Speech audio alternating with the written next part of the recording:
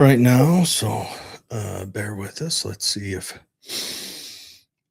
Jared has half a clue as to what he is doing. Oh man, apparently he do. Okay. Boom, boom. It's kind of slow there. But anyways, tonight we'll be talking with a guy running for Utah Senate 11. John Knotwell. John Knotwell. He's a Republican. So we'll have him on. He's scheduled to come on at 7, but I told him go ahead and jump on whenever you are ready. He can join us while we just carouse. Hi, everybody. News and such. Yes, hello. Thanks for joining us tonight. Joe, we played the demo. We forgot last week. Oh, did we? Oh, sorry, KMMU.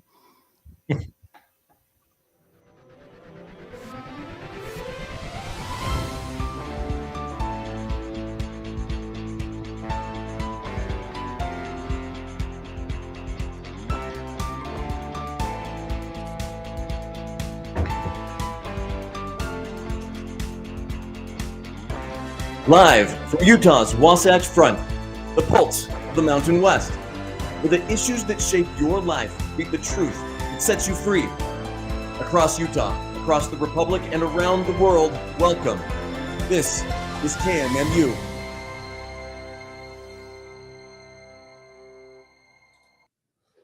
All right. I want to give a shout out to KMMU. Thank them for their hosting and everything else, all their support they give us. Dwayne, you're outstanding. Everyone go on to kmmu.org. Is that right? Yes. And check them out. You can catch all the shows there. There's lots of stuff there. I'm just going to double check myself. They're getting together so many good people that are just trying to be truth tellers, trying to get people informed, and they've been a pleasure to work with. We hope you'll tune into other shows and give them some attention. A like and a subscribe would be awesome. I'm hoping that things are moving along. They've got some stuff there, so we should have call-ins again soon. Also, we kind of screwed them up because we went to nights on Wednesday night, and Dwayne's a young man who still has an active party life, and we're just totally, snuffing his. I thought we snuffed it by doing Fridays. Well, Dwayne is party, right? Dwayne is a super partier. I gotcha. I'm just kidding, Dwayne, if you're there. Anyway, so we're excited to talk with John Knotwell. He's gonna, fill us in on his desires for Senate Seat 11, what he plans to do with it. This will be our third offering. Our third and the incumbent, right? Not for that seat, no. No, for that seat. No, we did have the incumbent. Yeah, we had the incumbent. Forward Party. Yes. So that'll be our third plus the incumbent offering. And so far I have enjoyed it. Now, Holly wasn't here for one of them, but so far I've enjoyed every conversation I have had with all of them. They've all been, granted, the lady running from the Democrat Party is not a dyed-in-the-wool Democrat. She doesn't come with any of the radical baggage we tend to see, and she's very open-minded. She was great. It was a great show she last week. She really was. You should tune in. It was really great. Yes, and and because of that show, she's going to attend the class. So we're excited for that. I won't be able to be at that class. I'll try to stop by after work if I can. I've got to really look hard because I'm on call, and it'll be in Eagle Mountain this time.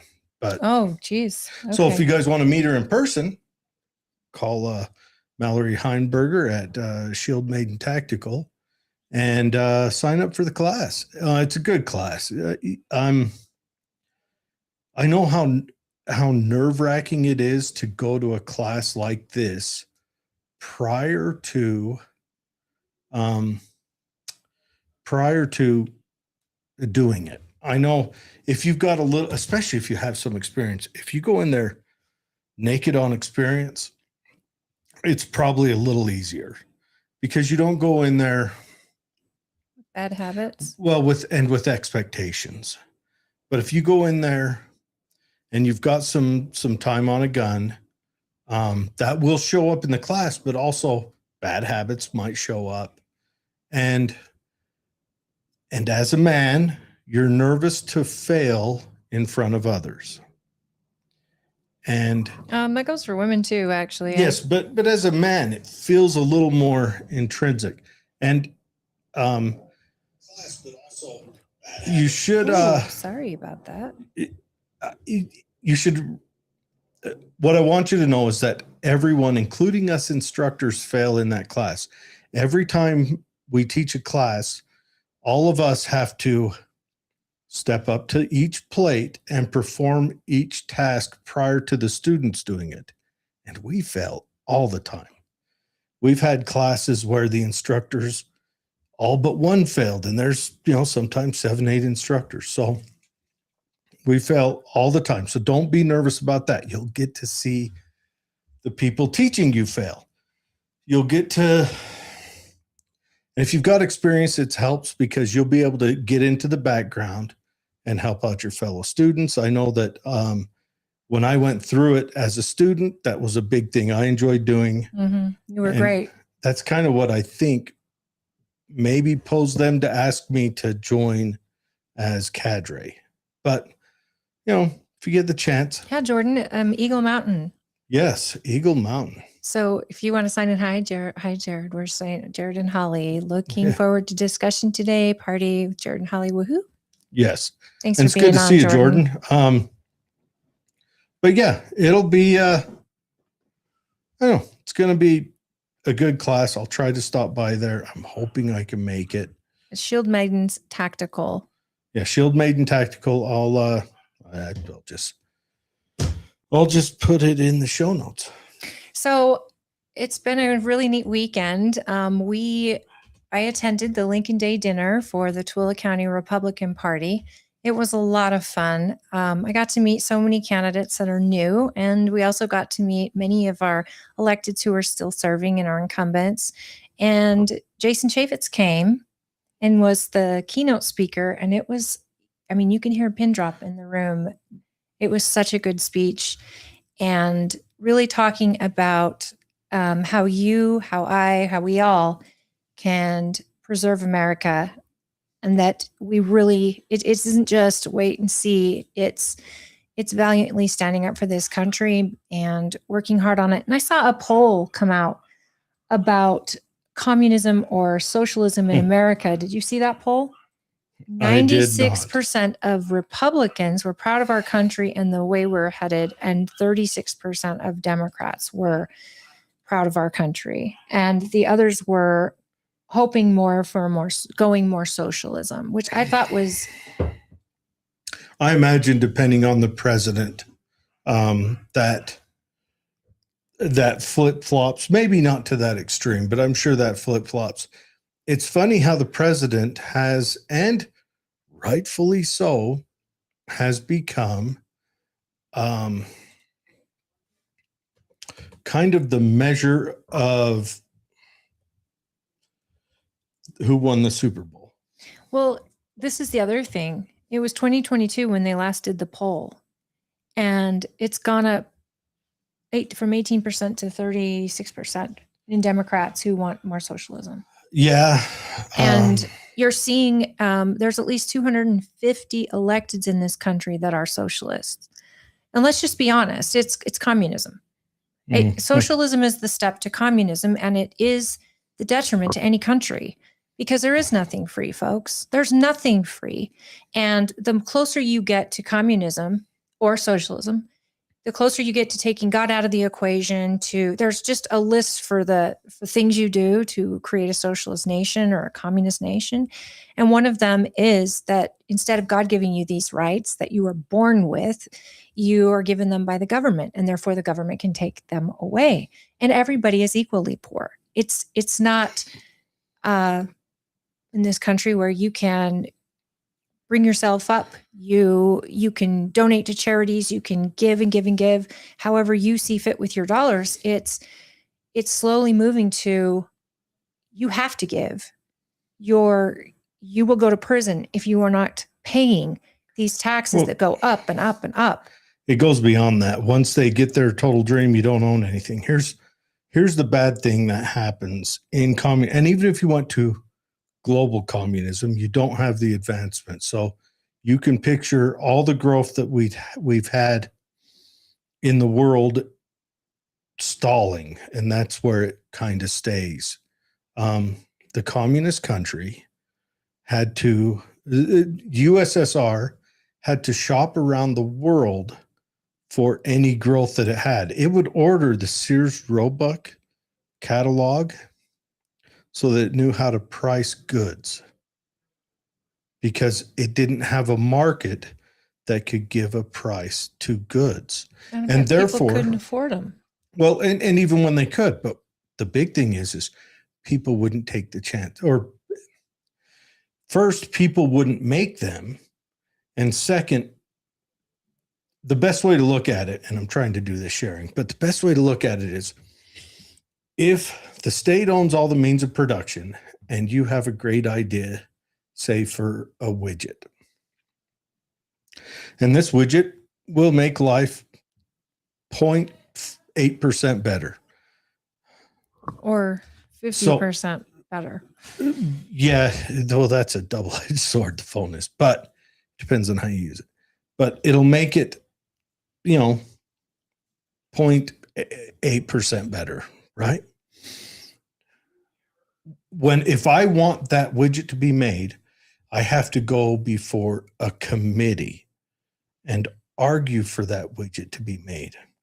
There's a video you can watch. You can watch Kalashnikov, the designer of the AK-47, and Stoner, the designer of what becomes the Armalite rifle, shooting each other's rifle. Now, Stoner came up with an idea and shopped for companies to make the parts for that weapon system. Kalashnikov was a sub-engineer on a crew making other weapons. And he got there because in World War II, he invented a non-leaking oil pressure gauge for a tank. Something we had for a very long time. He was the first to invent it. They're in the dark. One that didn't bleed out into the gauge itself and leak that way. He invented it, or maybe copied it, but I'm going to give him the credit. I think Kalashnikov was an intelligent man. He invents this non-leaking oil gauge. And so they see that and they send him off to their engineering military, still a military officer and actually enlisted in engineering. And so he runs through a couple different programs and gets assigned to small arms. And then on the small arms group, he actually takes a big chance and builds a proto Kalashnikov, proto AK-47. And his life is on the line because he's not following the directives that came down from command. So had the general who okayed it not had an open mind, or had a grudge, or had that weapon failed, he would have died in a gulag. So that's a lot to look at, is that he couldn't just say, I've got this excellent idea and I'm going to farm around. I'm going to drop the designs. I'm going to farm around for machine shops to stamp and or mill this out for me and make it go and then bring it in. He couldn't do that. You've got Accuracy International. It's a British company. It builds British sniper rifles. their story's hilarious. The British Army put out a new call for a new sniper rifle, and these 3 hobbyists designed and put together a rifle. One. They only had one. And the Army loved it. So they went and hired actors and rented a warehouse so that when the Army came to look at their operation, it looked like they could keep up with manufacturing.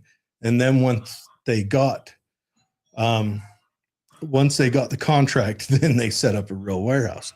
You couldn't do that in a communist country because everything has to go before committee. We could put it in the case of, and ask this of this girl when I was in DC, this girl that was with the Communist Party USA, and they're out handing out newspapers. I've got them somewhere in here, probably in the closet. And I said, this is interesting. I said, do you think you could make this in a communist country? And she looked at me and kind of went dumbfounded. What do you mean? I said, well, the printing press that made this would have been owned by the party. So do you think you could have made this? Do you think you would have had an argument to go before a committee and say, we should make this magazine at this cost to the state? So that's why you go communist, you go there to die. Communists they're patient. That's something about them. They're very patient, and they're progressives who are willing to be patient. And progressives are retards. Part of their communists use progressives. Part of their plan was, there's 45 rules, right? If you saw the 5,000, I've got the book in the other room. Yeah. So one of them is infiltrate schools and infiltrate school committees or unions. Also, get God out of school. Cause a rift between children and parents. Yes. Get on a progressive tax system. Get the state involved in more things than everything else. Get the state in charge of healthcare. You infiltrate the media. You also go after Hollywood and television. They're slowly checking these boxes over the last 50 years, and it's just check, check, check, check. Did you see Jesse Jackson's funeral? No, I did not. I heard there was that his son got up and kind of chastised Obama. His son is livid. 3 presidents. 3 presidents were there: Clinton and Obama and Biden. And his funeral turned into a political event, which his son was so mad about because his son, it turned it into an event that was just about them, especially Biden. He was a wreck. I would be so angry. How did he show up to that? Was he? I have no idea, but he was talking about how was he messed up? Was he? Yeah. He's like, if I was born with a cleft palate or a club foot, you wouldn't laugh at me. But because I was born with a stutter, you all think it's fine. And then he's waiting for a applause or something. And when they don't laugh, he's like, come on. I sound stupid. Maybe I sounded stupid, but I'm smarter than most y'all in here. And remind you, he's talking to a Black audience. It was so uncomfortable that as a daughter who has had to have a funeral for my father, if somebody got on stage, I don't care if it's the president did send a letter to the funeral, which was awesome. The crazy thing is, for them to get on and Jesse Jackson, use that platform to push political rhetoric to a group of mourners, especially his family. It was embarrassing. I was embarrassed for our presidents. And I wasn't a huge fan of Jesse Jackson, but he had his moments, and he did some good, and he had a lot of people behind him. I just can't. It was so ick. It was so cringe. Yeah, maybe we can look some of that up. I don't know. I think that everything's political now.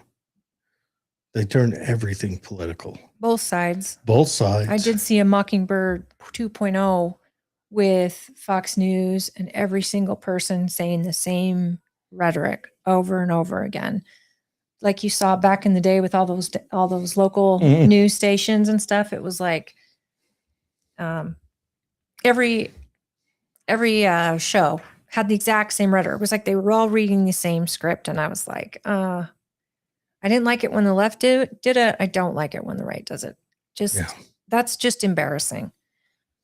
And, with what's going on in Iran and what's going on at the gas pumps and what's going on with another soldier died. So we're up to 7. And I'm willing to give it the weeks, but I'm nervous. I don't want to go into another war, and I certainly don't want a world war to start. And you see, Iran apologized to its neighbors for bombing.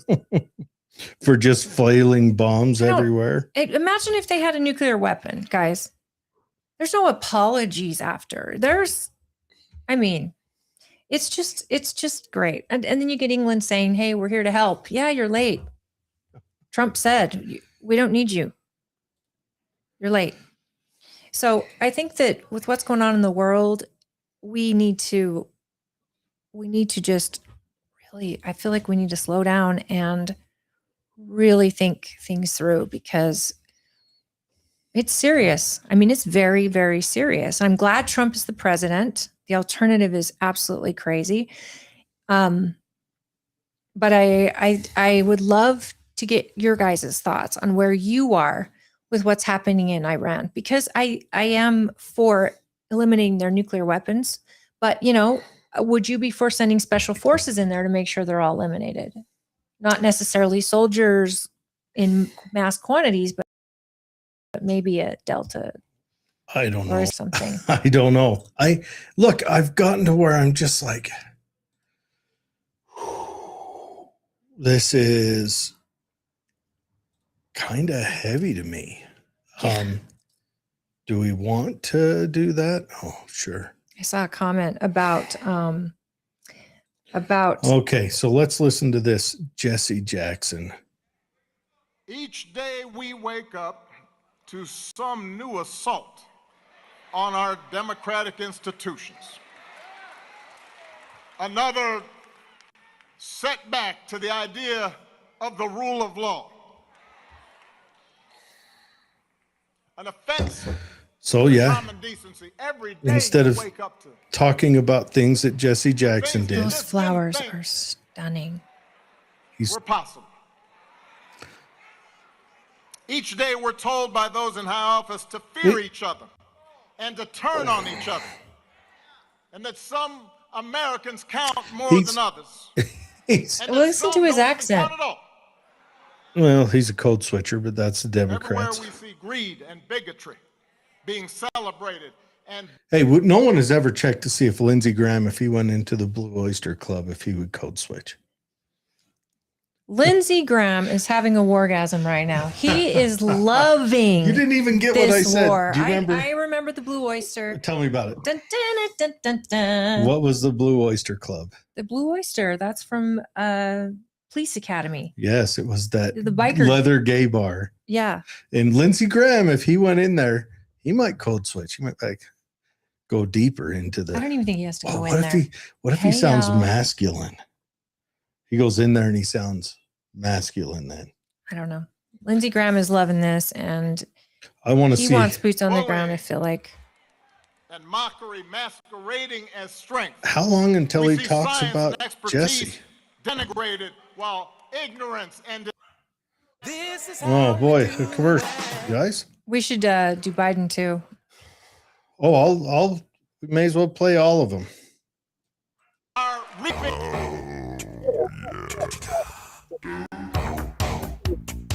Oh my goodness, they're getting paid. Every single day we see that, and it's hard to hope in those moments. Okay, so he said nothing about Jesse Jackson so far. That's it.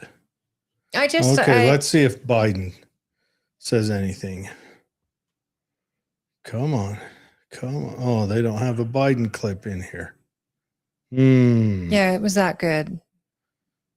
But yeah, Jesse Jackson's son, I guess, ripped into them. Oh, we got a Kamala Harris. Oh, that's Okay.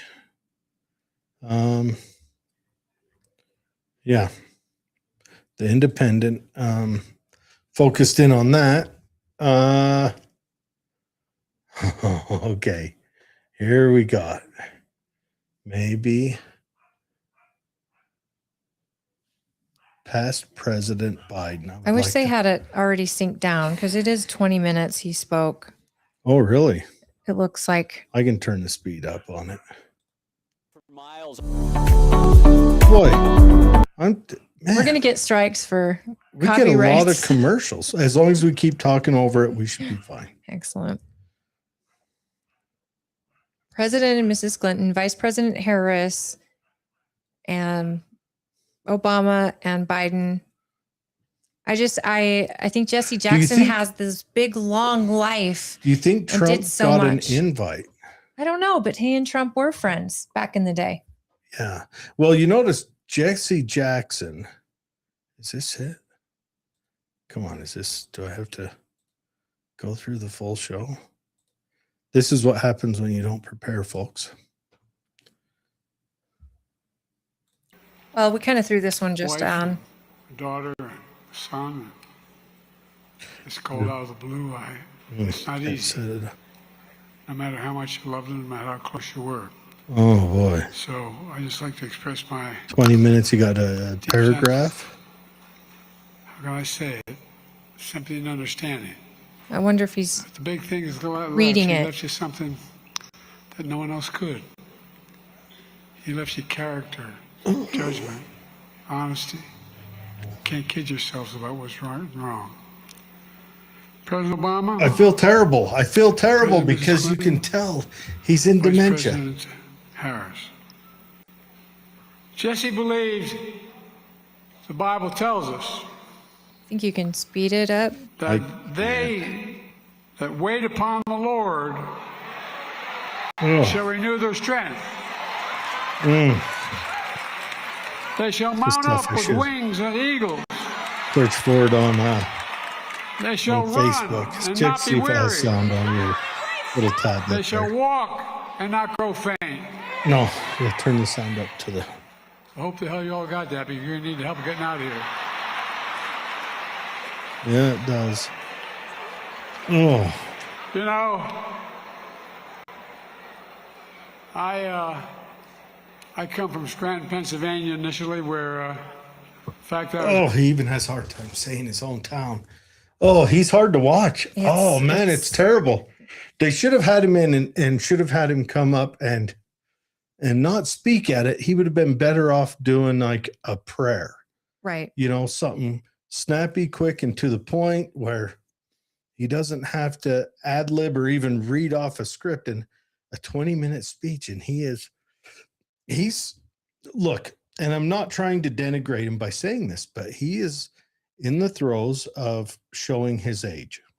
He has been. Hardcore. And to have him speak out, I don't know. I almost can't. I don't want to share any more of this. One, I don't want to sit through 20 minutes of it. No. And two, man, that is hard. But we will blaze on for a few minutes. Irish Catholic wasn't a very positive thing to be.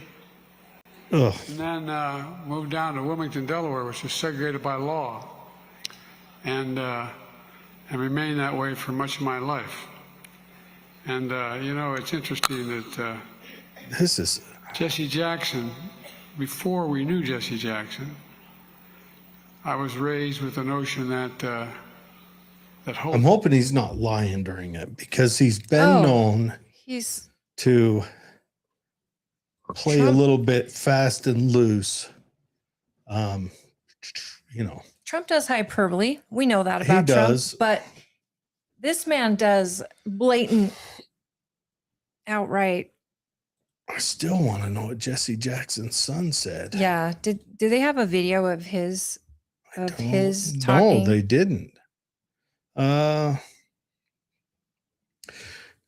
Okay, says he maintained a tense relationship with the political order, not because the presidents were white or black, But the demands of our message, the demands of speaking for the least of these, those who are disinherited, the damned, the dispossessed, the disrespected, demanded not Democrat or Republican solutions, but demanded a consistent prophetic voice that at no point in time sold us out as people.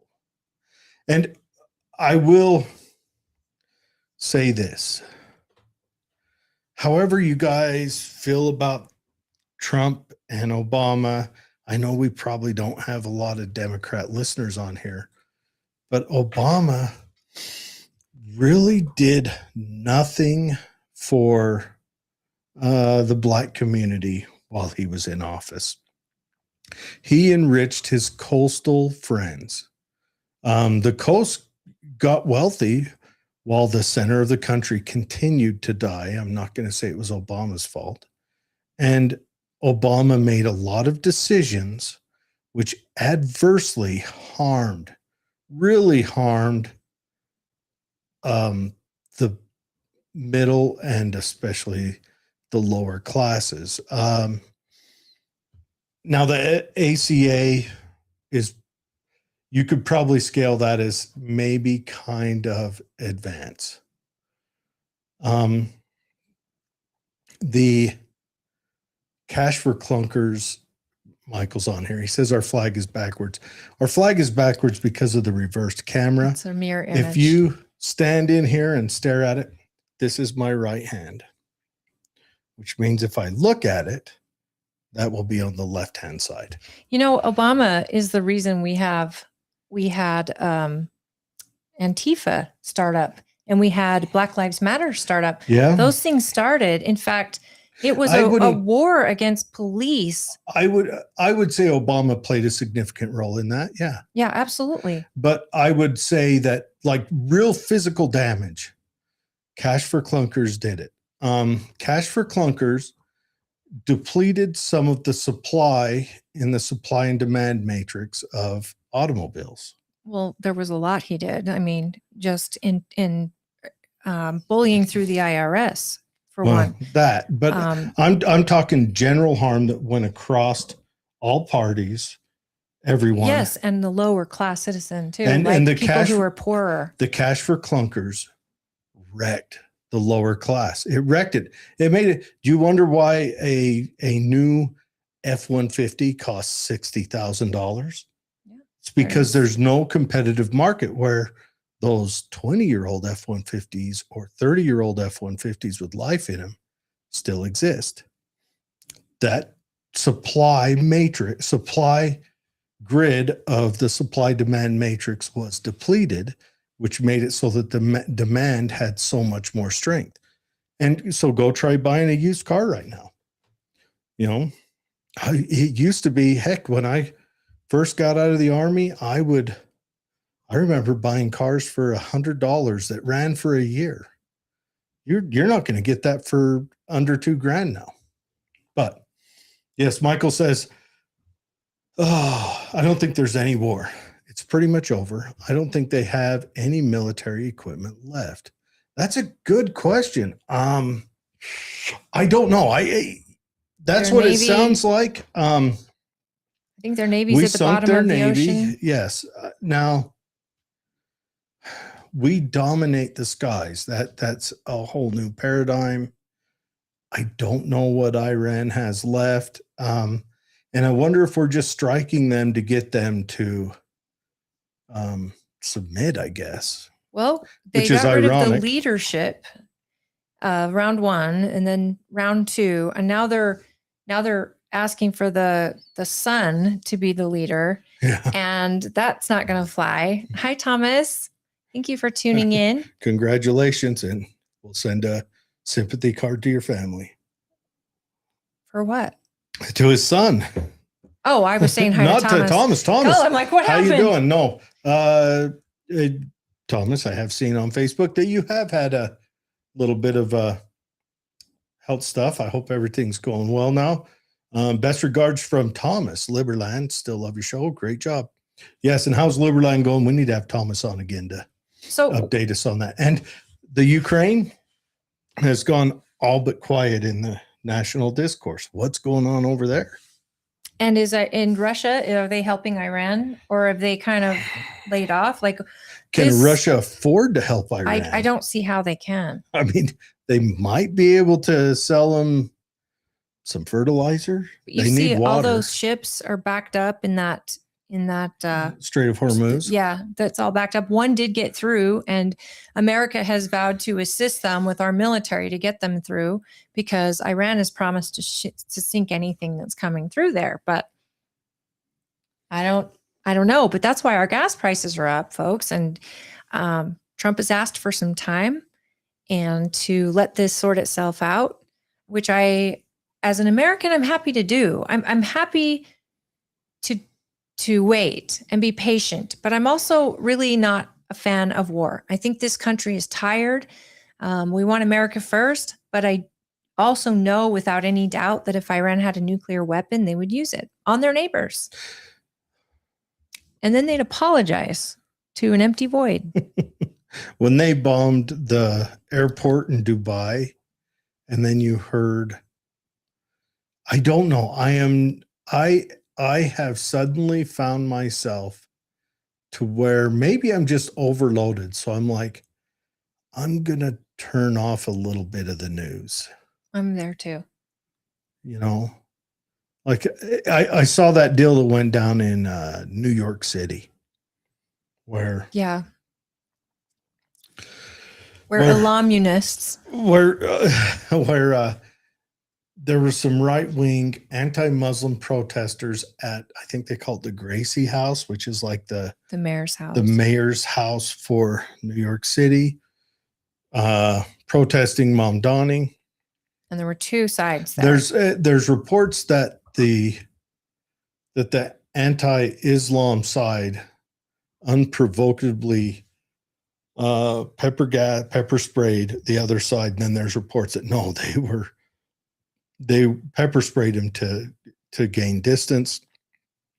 And then two guys who had gone overseas, trained with ISIS, and came back. Now, I want everyone to drink that in for a minute. Two immigrants, one from, what was it, Saudi Arabia, one from Afghanistan? No, one from Turkey, one from Afghanistan, came over here during the open borders time, got their whatever, we'll call it their silver card from Biden, went back to Afghanistan, trained with ISIS, then came back. Sounds right. And then we're making IEDs, not IUDs. IEDs. Making with this tea, we will. For those of you who don't know what an IUD is, I think they know. I think most people know. Ask a lady in your life, they'll explain it.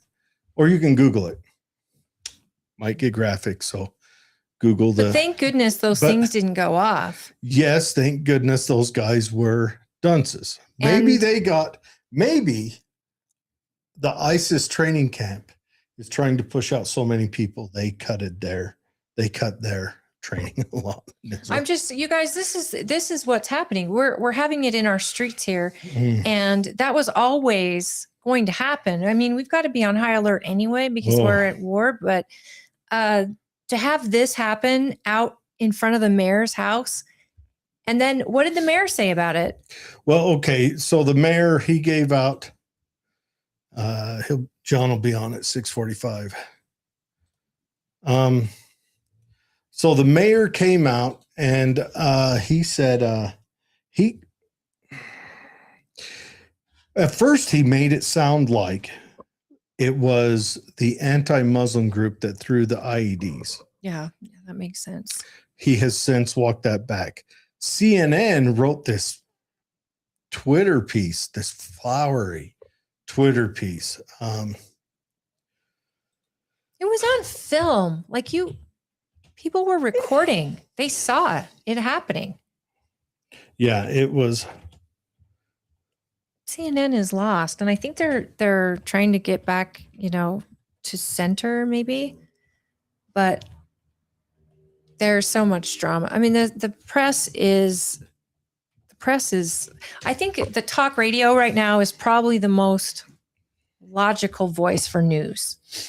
And even they have a side or an agenda, but just hearing it and seeing what they're saying regarding this is laughable. Let me read this. So this was CNN wrote. They said 2 Pennsylvania teenagers crossed into New York City Saturday morning for what could have been a normal day, enjoying the city during an abnormally warm weather, the Post read. But in less than an hour, their lives would drastically change as the pair would be arrested for throwing homemade bombs during an anti-Muslim protest outside of Mayor Zohran Mamdani's home. Here's what we know so far.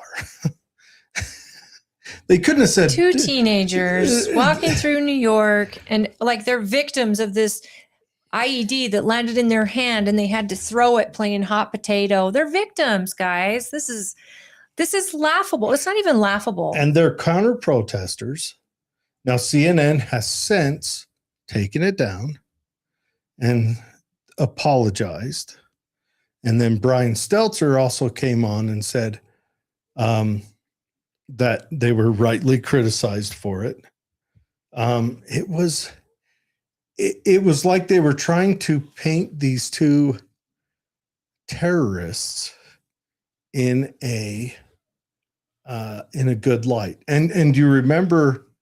Do you remember? Was it NBC when they talked about that Iranian general Soleimani when he got killed? Oh, austere religious cleric. Like, the left has lost their mind. Now, had Obama done that, they would have probably gave a clinical analysis. But because Trump did it, they've got to pull on your heartstrings for the bad guy first. You can't. This is a war that you cannot convince me otherwise. We're in a cultural war of good and evil at this point. And because it's Trump, that's the end of the conversation. Trump bad. Trump makes them lose their mind. Mamdani could be killed. Not by people who are against him either, by his own creation of what utopia looks like. Remember that Governor Shapiro up in, is it Ohio? Pennsylvania, Governor Shapiro, when that crazy leftist burned his mansion down. Yeah. Mamdani's calling it white supremacy. All right, Democrats, someone clip this, put it up there by itself. Democrats, you need to separate yourself from your radical left. One, they're changing the window of acceptability. They're making it so that your average moves so far left that, like Holly said earlier, the numbers are leaning towards socialist, and you need to separate yourself from that radical left, and you need to outcast them from acceptable discourse in your operations. I do believe that is what caused a stain on Biden's presidency. I think his presidency would have been run of the mill, except he knows he got there because of the radical left voting for him. And so he allowed them to stay in place, and he fired no one. He got rid of no one that failed. And they, I think, under his name and his presidency, made all those decisions to open the border, to challenge Texas and Florida on that, which caused Texas and Florida to therefore buy buses. So I think you need to separate yourself from the radical left. Now to the right. If you haven't, separate yourself from the radical right. But I don't see I don't see any Nick Fuentes or what's that chick's name? The black chick. Oh yeah. Candace Owens. Yeah. I don't see any of them. That's embarrassing. I forgot her name, but remembered Fuentes. I don't see any of them gaining a political foothold in the right. No. I really don't. I mean, Nick Nor should Fuentes has had interviews on podcasts, but he's had interviews with either leftists or like kind of free speech libertarian podcasts or Christian nationalists, but I haven't seen him be accepted into the allowable discourse on the Republican side, which I'm thankful for. Now, do I want him like officially silenced? No, because I'm a free speech absolutist. But I do believe that as a part of that a party has the freedom of speech to disassociate from him. And I think they are. And it appears they have. And Candace Owens, And if I'm incorrect, correct me. It's gone too far, and it's not okay. And thank you. Let me go through an ad. Got it. Wow. Play. And we'll share this. I want to hear what he says here. The left has gotten to where they speak up for terrorists. These are out and out terrorists. Well, this is the left who is speaking out against getting rid of rapists and attempted to bring murderers off our violence streets. to New York City. They are suspected of coming here to commit an act of terrorism. There is video of these two individuals throwing two devices towards the protest. The police department has determined that these were improvised explosive devices made to injure, maim. Word on the street is the commissioner pulled him aside and said, "You know what happened, right? Yeah. You know what they did? You know the hazard that they put your citizens in?" And you? Well, he wasn't there at the time. Or worse. Thanks to the swift and decisive actions of NYPD officers at the scene, both men were immediately taken into custody, and the devices they brought taken off of our streets. I want to commend the officers. All right. I should have pulled up his first speech because White supremacists. In his first speech, he made it sound, he did not mention that they were there on the opposing, on the counter protest side. He made it sound like it was the protesters who threw the bombs. And I watched that. I was like, oh, wow. So it's things are getting a little froggy. All right. And we've got John Knotwell on. So we'll have John kind of mention who he is, how many why he wants to run. And then we can see if maybe he wants to,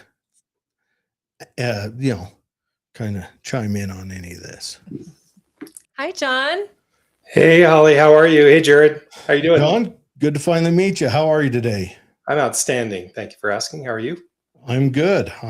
So, running for seat 11. That's right. State Senate 11. Yeah. That's the one that Emily Buss currently covers. Yep, that's right. Okay. All right. Sounds good. And you were in the House of Representatives, correct? I was. Yes, yeah. I was first elected in 2012. I was elected to 4 terms. Fantastic. Yep. Served a couple years in House leadership as well. So. Oh, very good. Well, is that all? My goodness, that's not easy to do. Thank you for serving. And you're throwing your hat back in, huh? I am. Some of my former colleagues have told me I'm, a little bit crazy for trying to jump back in, but I care. And I think I've got, a story to tell, and I've got some experience to bring. And I look forward to doing that. Yes. So I'm reading on your website. you were a part of the you were the head of the there's Lincoln Day dinner of the what is it, the business part of like the business, What committees were you yeah on? the business or what committee I was was like, it? I'm not sure where you're going with this, Yeah. but I had it pulled up. I need to pull it up again. I was on a lot of committees. I served on business labor for Yes. years. I served on revenue and taxation, transportation, appropriations wise. I served on the infrastructure and general government appropriations committee, which is the transportation funding committee for the legislature. And of course, when I was in leadership, I served on executive appropriations as well, which is the sort of final arbiter of the budget. Yeah, I had that pulled up. So tell us about this decision to run for Senate, and what kind of brought you back out? Like what issues do you see Utah is in need of solving? Yeah, I mean, some of them. I'm sure we've got plenty that you probably can chime in on. I'd love to dig into issues. You okay if I just introduce myself to your audience? Maybe Yes, please. just me, you know. Take it away. Please. Well, I will say that I've lived in the Senate district for 20 years. My wife and I have raised 5 kiddos here in our public school, and we have one granddaughter, a beautiful little redhead you can see there in the picture, and we actually have another one on the way. And we just found out yesterday another granddaughter. So congratulations. So it's always fun and exciting to have new little ones around. I have been in business to business technology for, roughly 20 years, not big tech, not that, but business to business software technology. And I've been a CEO a couple of times, and I currently run commercial teams for the company that I'm in. And as I mentioned, look, I said I wanted to get back in for a couple of reasons. First, we have great candidates in this race. It's been really fun to get to know them, and they've got strong points of view as well. One thing I've noticed about this area is we have really strong House leadership, or House members, and I just feel like over the last many years we just haven't had the same strength and partnership on the Senate side. And, somebody who knows the process pretty well, in order to get things done, you really need both strong House members and strong Senate members. And I feel like we have an opportunity to be relevant at a time that is critical for our growth. And so, I think about the issues, and I think, I've got experience, I've got relationships, I know I can be effective immediately.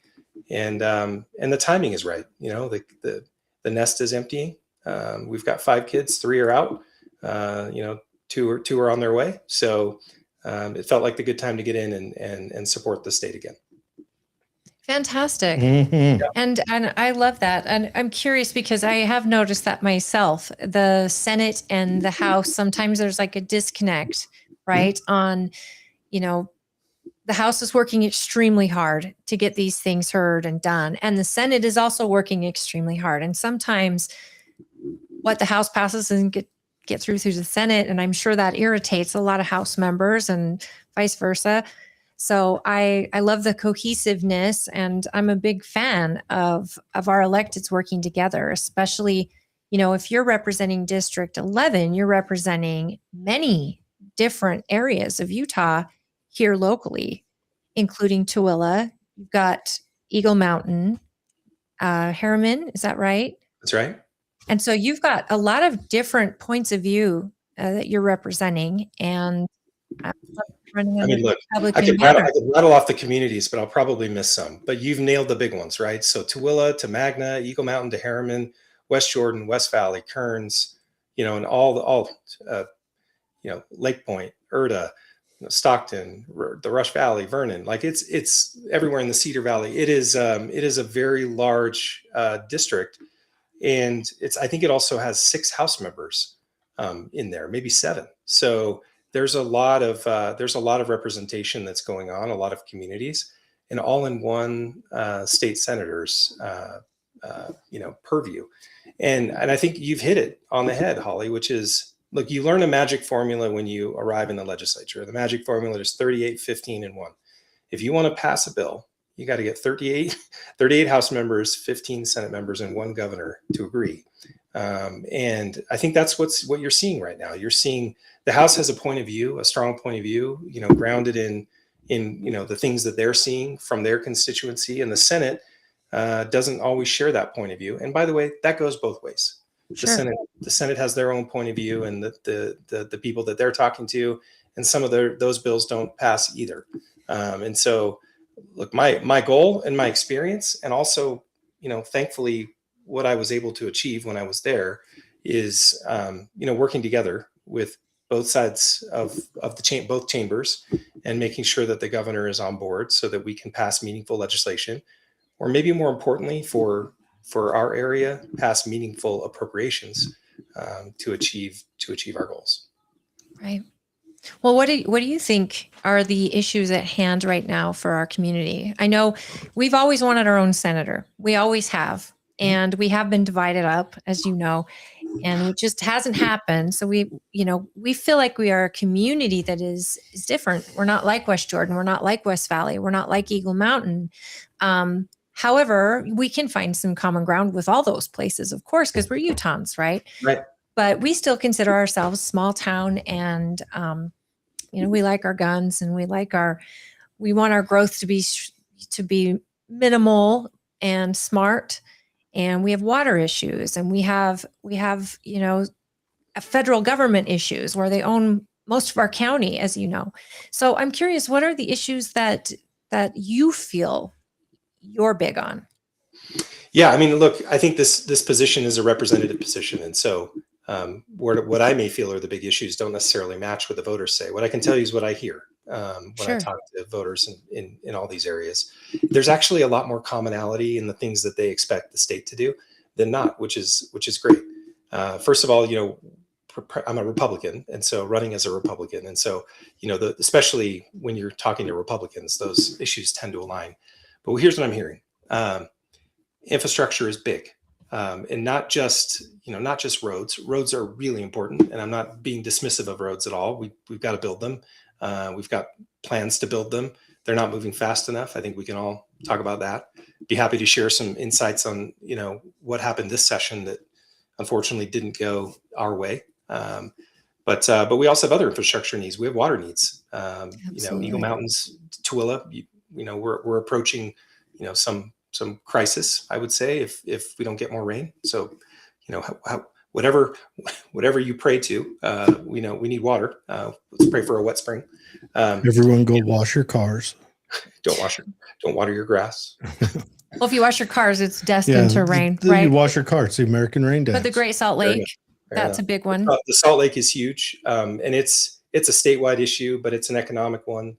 Obviously, we don't draw water from the Great Salt Lake directly to water anything, but the water that we don't draw goes into it. And, we need 800,000 acre feet of water per year more than what we're getting today. So the Great Salt Lake is a big issue, especially in the northern part of this district, right? Tooele and Magna. And, absolutely. Our businesses depend on the Great Salt Lake. Some of our biggest employers out here depend on that lake being healthy. Yeah. Energy is huge. And I don't think, if you think about affordability seems to be the number one, right? Everyone is paying too much for the things that we're buying, whether it be gas or groceries or whatever it might be. Property taxes have skyrocketed in the last, 8 years. But energy is big. And it's one of those things that the state really does have direct control over, unless you live in a municipality that has its own, utility. But most people are on Rocky Mountain Power, and we are unique in that we are one of the lowest 15 states in terms of energy prices in the country, and we could potentially lose our competitive edge if we don't make investments today. Our power plants in Utah are aging; they've got maybe 20 years left, and so we've got an opportunity, and it's a multi-generational opportunity to make significant investments in energy. And I'm really excited about where we're headed. Truthfully, from an energy perspective, I'm excited about where we're headed. And I know that, we need to continue to keep our foot on the gas, because these aren't decisions that will be made next year or the next year. They're decisions that will be made over the next decade. Is this, you're talking nuclear energy, right? Well, I mean, nuclear energy is currently the big one, but honestly, I believe in an all of the above approach. We ought not to take anything off the table when it comes to energy, because again, we're competitive and it's affordable. I love nuclear. I love the opportunity for nuclear, and I'm excited because, you know, our Senate district could be one of those great places where it's, you know, used. We hope it is. We hope it is. I mean, I know we have to rebrand the word nuclear energy because people get scared at the thought of it. But with the way technology has changed and grown, it's actually a way better and safer and uses less water. And Twilla County would be a great home for it, especially if the residents of this county get to see the benefits of said nuclear energy. And we can sell it around the world, or well, around the nation, and help other states. But I'm hopeful that we'd be considered and that we'd have Senate and House members that would fight for it. Look, I know there. I mean, it's public. There's an RFI out, you know, from the federal government that's due, I think, April 1st. I know Utah's been participating in that RFI. You know, I think that we're. Tell us about what's the RFI? It's a request for information. The federal government's asked for, you know, states to come forward and say, hey, we're here, like we're ready, we're excited. We can be a participant in this. It's to begin the testing phases to deploy, you know, small modular reactors, which is the kind of latest technology in nuclear. It's worth tens of billions of dollars to our state and thousands of high quality, high paying jobs to our state. So look, the permitting process is typically multiple decades. Right. And you know, I think we've already begun that process as a state. So, you know, we can be ahead of this. But look, energy broadly, nuclear particularly, is the wave of the future. And I think, Holly, you hit something that's really important for folks to know, which is this is not light water reactor technology. There's like 95 reactors in the country. The newest ones are 20 years old in Georgia. You know, there's a lot of these around in the light water reactor, which are high water use, right? Mm-hmm. It's still very, very safe, producing, you know, some 45%, I think, of the energy around the country. We're not talking about that. We're talking about small modular reactors that look like they're fitting inside of a concrete warehouse style building. They use almost no water at all. So think about from an arid desert perspective, using almost no water. One of these things can produce enough power to generate 5,000 homes. And it's probably not going to be as cheap as what we have today, but it's going to be nowhere near the expense of, say, California when it comes to power. And either way, we're going to be able to keep rates low for a longer period of time, which is great. Doesn't Idaho have one? Or did Idaho get approved or something for? Kemmerer did. Kemmerer is interesting, Jared, because Kemmerer is a conversion of a coal-powered plant into a nuclear plant, which is really cool, because I think estimates are that we'll save somewhere in the neighborhood of 35% of the cost to build a reactor. You listening, Delta? Take advantage of the transmission lines, right, that are already there. You listening, Delta? Delta with its coal-fired plant down there. IPP plant down there. Yeah. Is that coal or is that liquid? I think it's coal. Yeah, I thought it was coal too. Yeah. If we can prove a conversion. Right. Here's what bothers me, John. What bothers me is this red tape you're referring to.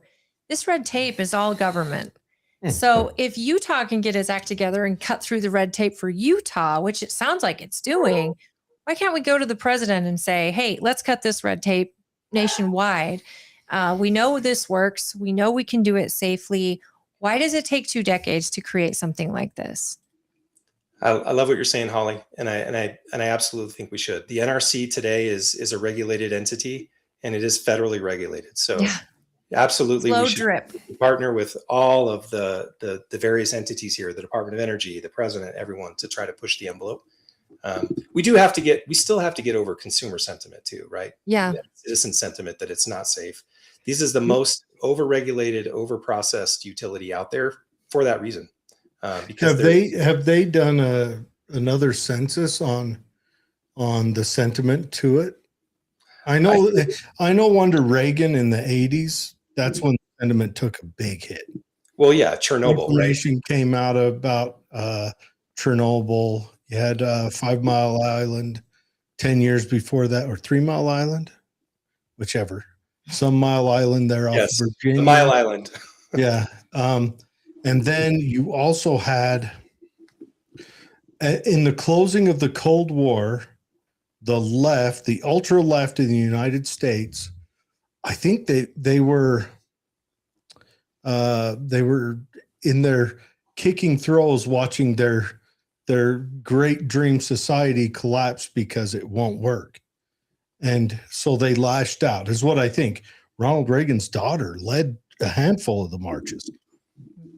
And of course all the movie stars, people who have zero brains and pretty face and some talent, they all led it. And I'm wondering if that sentiment has died off.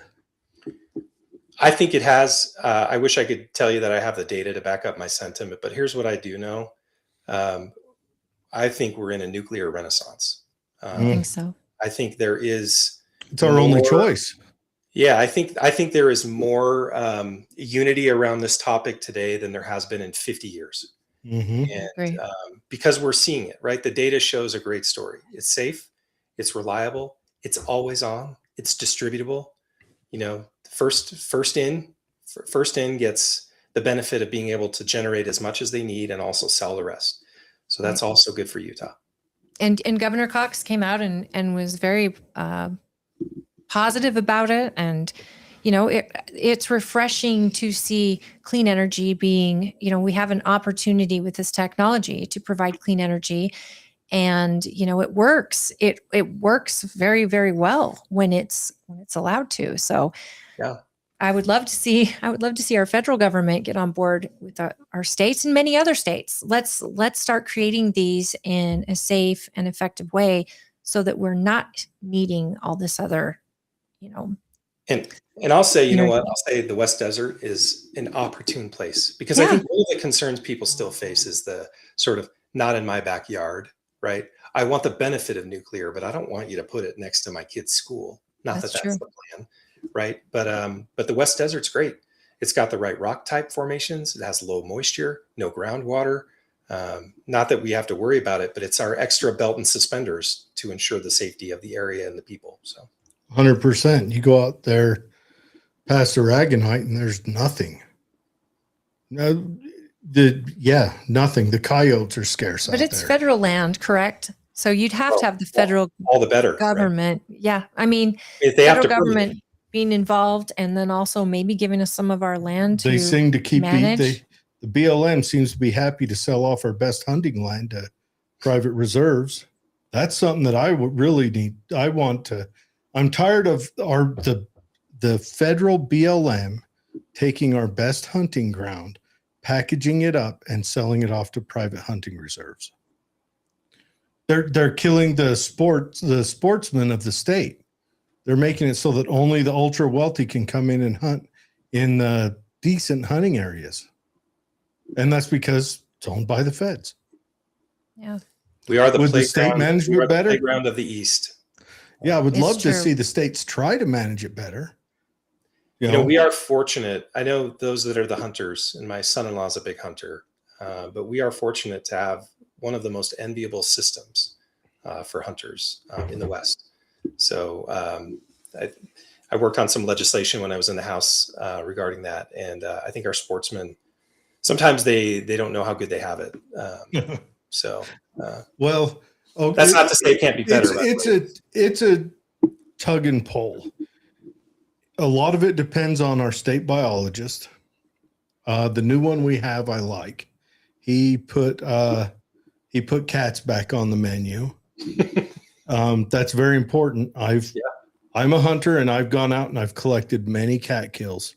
You can see them every year. I see another cat kill. Sometimes you see them groups in a certain area. You're talking about mountain lions, not kitties. Yeah. No. A lot of cat kills. So now cats are on the menu. Cats, it used to be the 3 S's and now it's, you just got to call and tell them. Those mountain lions were running running amok in Summit County. Like they were killing animals and attacking. Yeah. So oh, it's terrible too when they come down into urbanized areas. Our new, we had one in Grantsville. My cousin was babysitting, walked out the back door, and there's a cat in the backyard.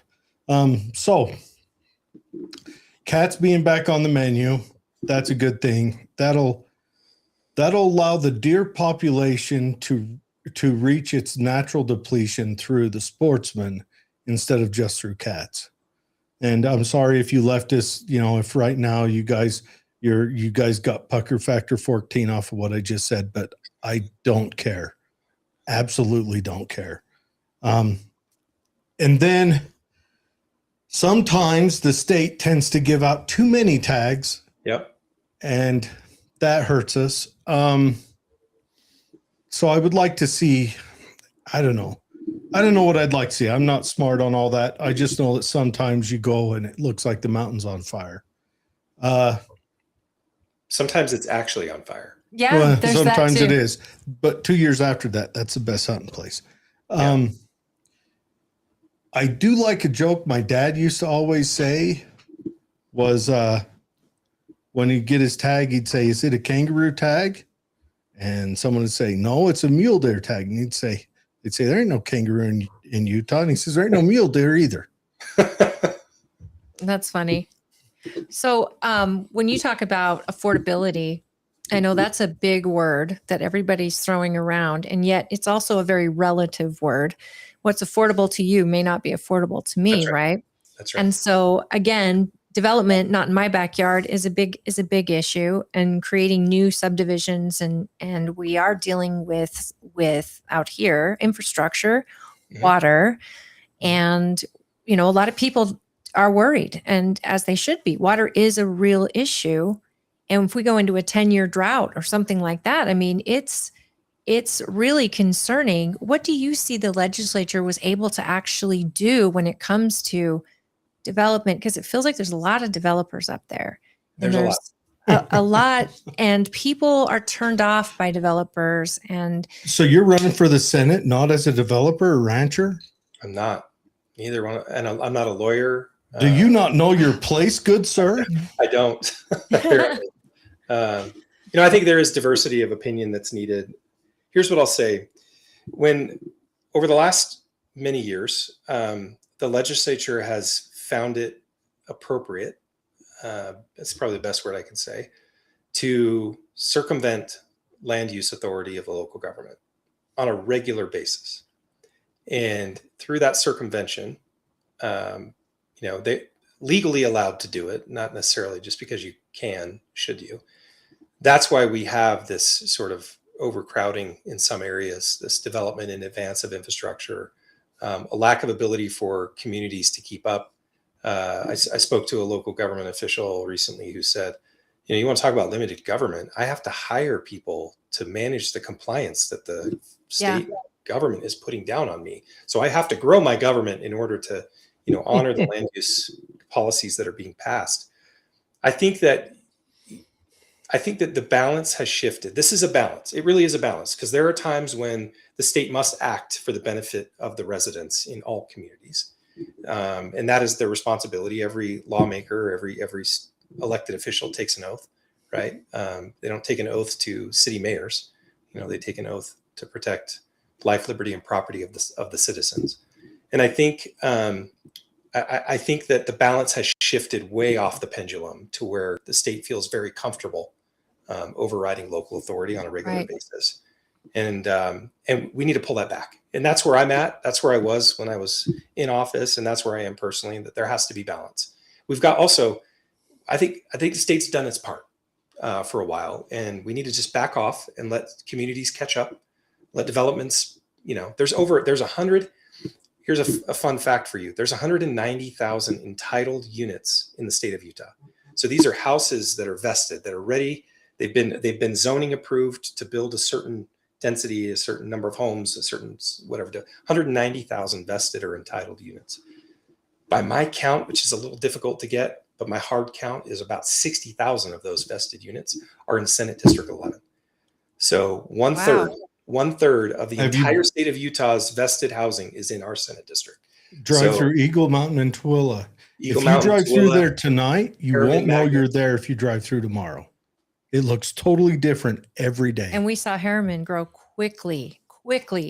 Yeah. In less than a decade. It was like they became so big and so fast when they were this little tiny beautiful they went little from town. a foothill town to an actual city. Look, you're right. Typical house representation, typical population in a house district, I think, is 47,000 people. And when I left office after being there, 7 years, when I left office, I was representing 65,000 people.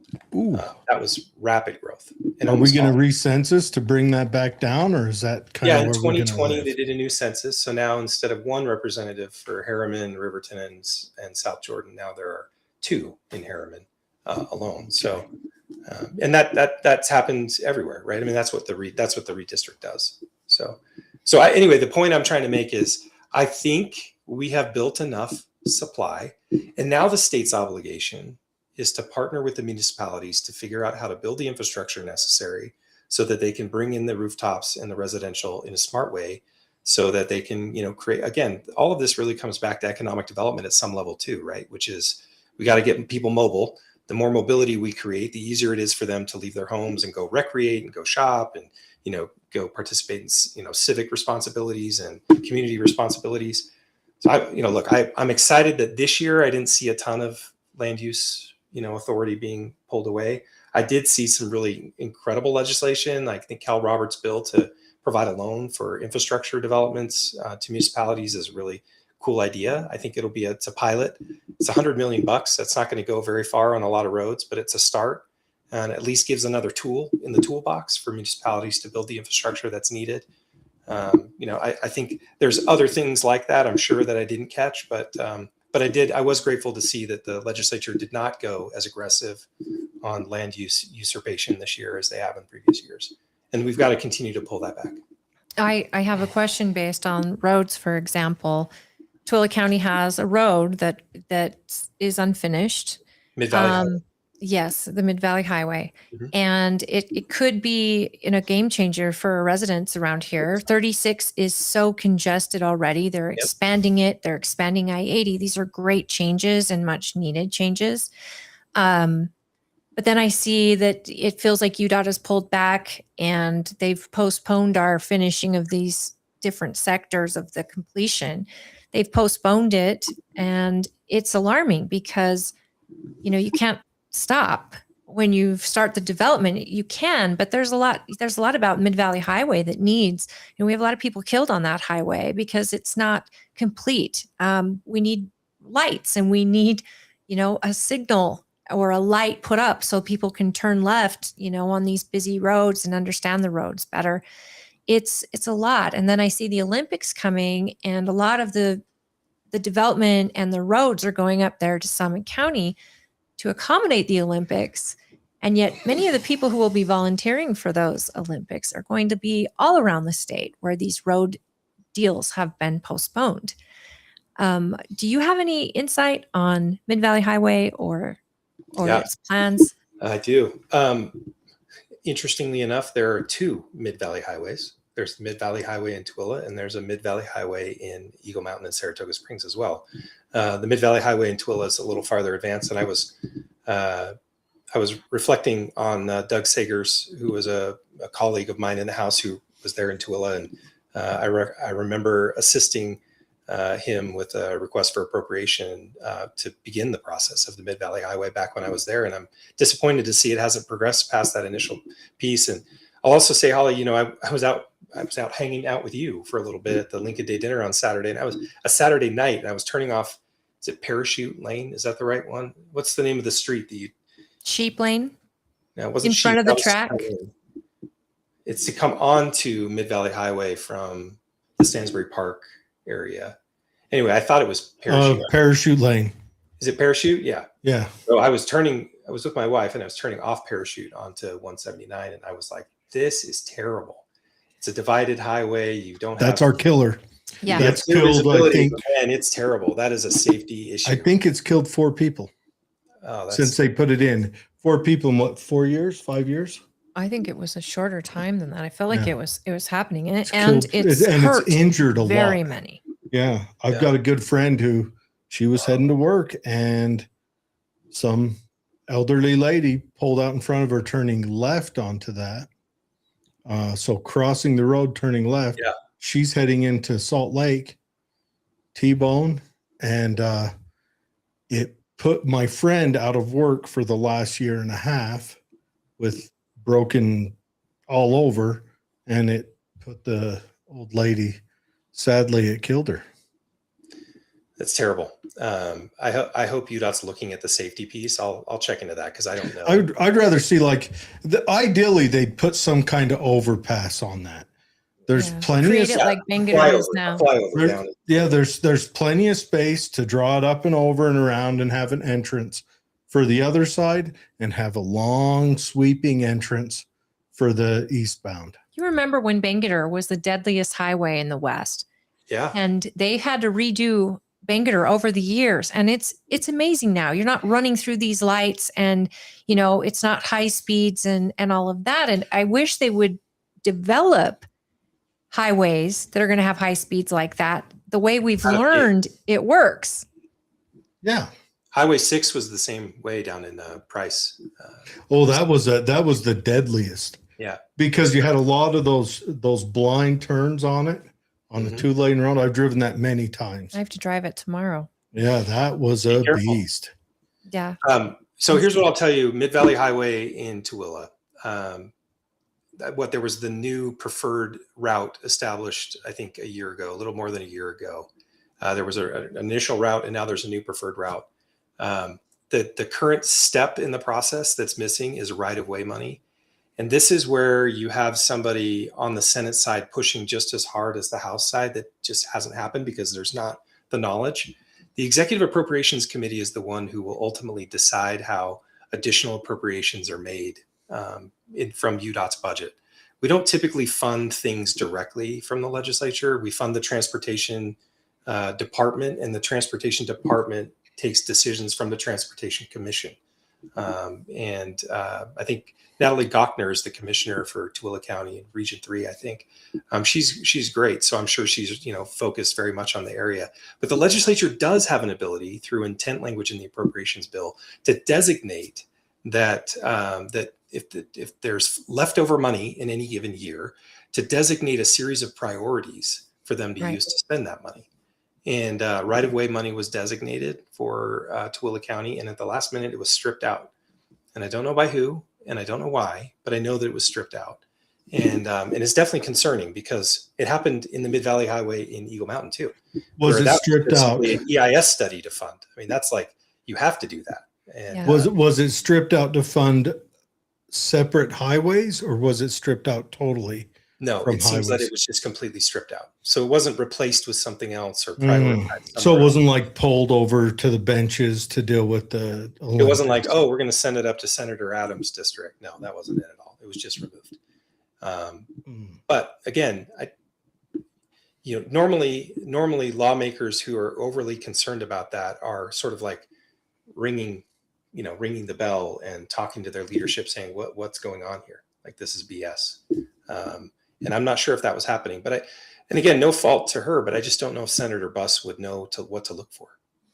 Especially in her first lap around. Yeah. I imagine there was a lot of learning. There's a lot of learning. Every time something came up, I imagine she had to make laps down both sides of the aisle. Sounds like she comes from more the Democrat side of the House, but in Utah legislature, she would have to make laps getting to know Republicans to learn at least what she's voting on and where she doesn't stand with the party. Unless she carried over the Democrat message with her and decided just to bolster the Democrat party through the Forward Party, she would have had to kind of educate herself. And that's something that I noticed about the Forward Party is you're a Republican. We have a platform as Republicans that we believe in and we share. And when we elect you, we want you to follow that platform. I know who you're accountable to. I know what your values are. I know where you stand. We've gotten away from that, I think, as voters, and we're calling people, rhinos or, when the Forward Party, when we had her on the show, she's a delightful young She woman. is. We She's- really enjoyed her. Yeah. One thing I couldn't get around is what's guiding you? What is the platform in which that I vote for you? And I know I can count on how you're going to vote. And that Forward Party didn't offer that to where I Not as understood. clearly.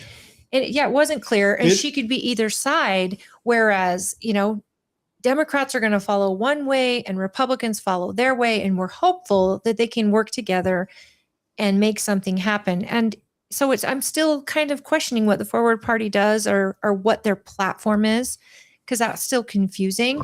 But I can only imagine what it's like for somebody elected right before a session and to not understand. But for Tooele folks, we need this. We need this. We need this for safety. We need this for travel. I mean, our growth is already bigger than our roads. Yep. And we need these type of things not to be put on the back burner or last minute be removed without someone fighting. Mid-Valley is. This is the responsibility. These types of highways are the responsibility of the legislature. These should not rest on the back of the communities in which they serve, because they also cross county lines. Typically, they certainly cross municipal lines. Right. And even though we're not talking about an interstate highway, that's, these arteries are arteries of commerce. And that's going to be a big one for the inland port. Yes. That's right. That's going to be an artery that I'm, a lot of people leery about the inland port, but I'm excited to see more industry come out here to Tooele County. It will hopefully bring jobs, but it'll also drive the supply and demand curve where employees sit more on the demand curve and less on the supply curve, and it'll drive up wages. Well, and if you were on Sheep Lane, I'm assuming after that Lincoln Day that goes right in front, that highway is already under construction. Again, it is a bumpy, it's rough, getting tore up. Yes, because of the trucks and because of the high usage. Well, what's it called? Sheep Lane, because all it had for 1 billion years since the dinosaurs was sheeps on both sides of it. That's all it had. And it bled out right into a sheep ranch. And so now it's getting industry. It's got Jabil and what's that other, a couple of warehousing. But you notice coming in as you drive on it, they got that big train park there. Yep. That's where they're running the railhead. Well, and let's not forget, people do race cars out there, and they're driving out there every day to go race cars. And so you've got normal consumer traffic. Yeah, and we will. She again. works there, so I got to tease her about it. Oh, we got a You new drive out there Utah every day, Holly, Motorsports campus. say that again. I said we have a new Utah Motorsports campus. Yes, It just got purchased by new owners, and we're very excited. And we're going to see a lot more racing happening out I there. hope so. I would love to see that become a spot that the community, once every couple of months, people throughout the community, kind of like Lagoon is, where they think, hey, I want an outing with my family. I want to go watch races. I want to go see the event there. Where, it's not often that people go out there anymore. So I'd like to see it advance into that.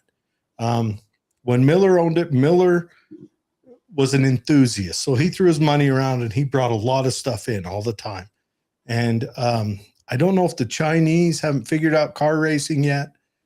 Maybe not. And so it'll be good to see. Hopefully the owner is a fanatic. They're very excited. Yes. But again, we need the infrastructure leading to places like that. And we also, we want to see it successful. And we know the inland port is coming and it's going to be out that way. And so the railroad has been started, but these roads need to be done. And whose responsibility is it? Is it the new businesses coming in? Is it the state? Is it certain municipalities? I think a lot of people get hung up on, well, who's responsible for this? And like you said, this is your legislature. Richard Bolander has been fighting for this.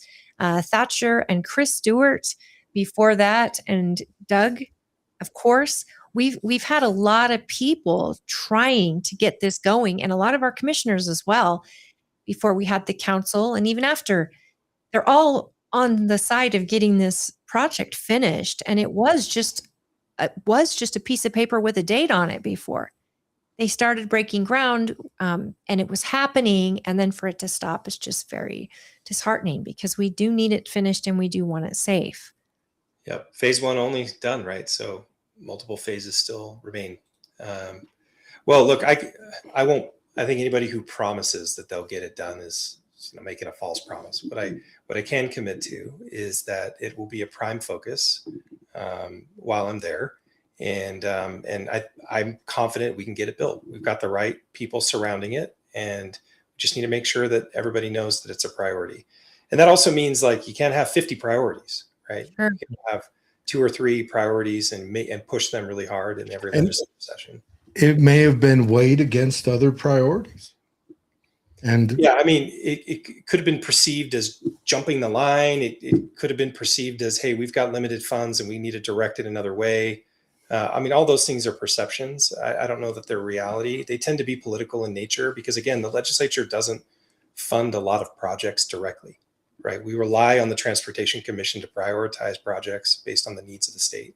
And every single area has, a majority vote because there are 4 regions and then 3, there are 3 at large. So every region has 4 people that represent them.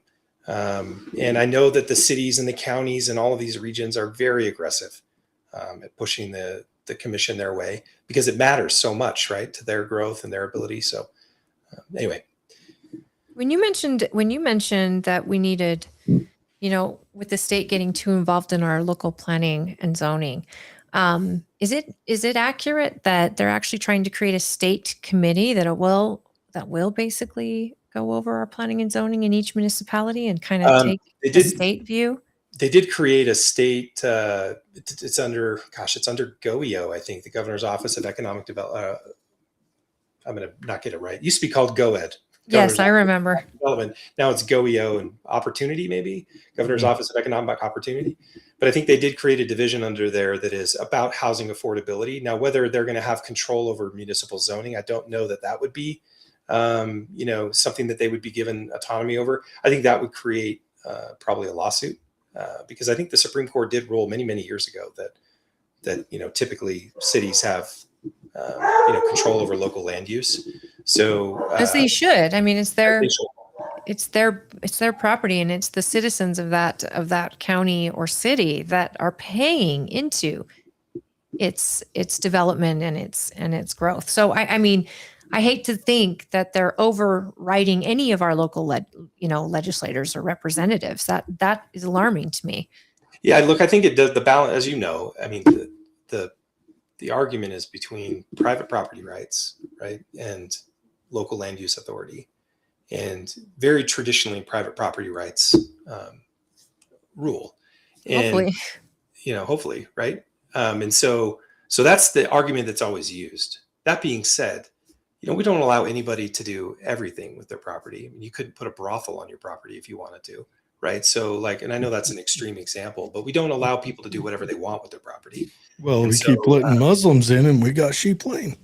So anyway, I shouldn't have said that. That was probably not.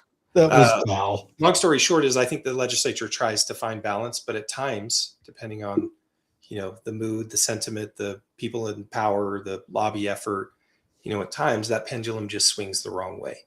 And I think that's where we're at right now. I think it has swung the wrong way and we need to bring it back to balance.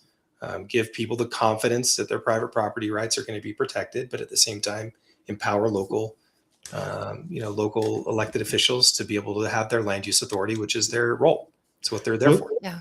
It seems like we've been on a trend for 100 years, 113 years of governments getting bureaucratically stronger over and over. And that starts with the federal, and then the states end up following.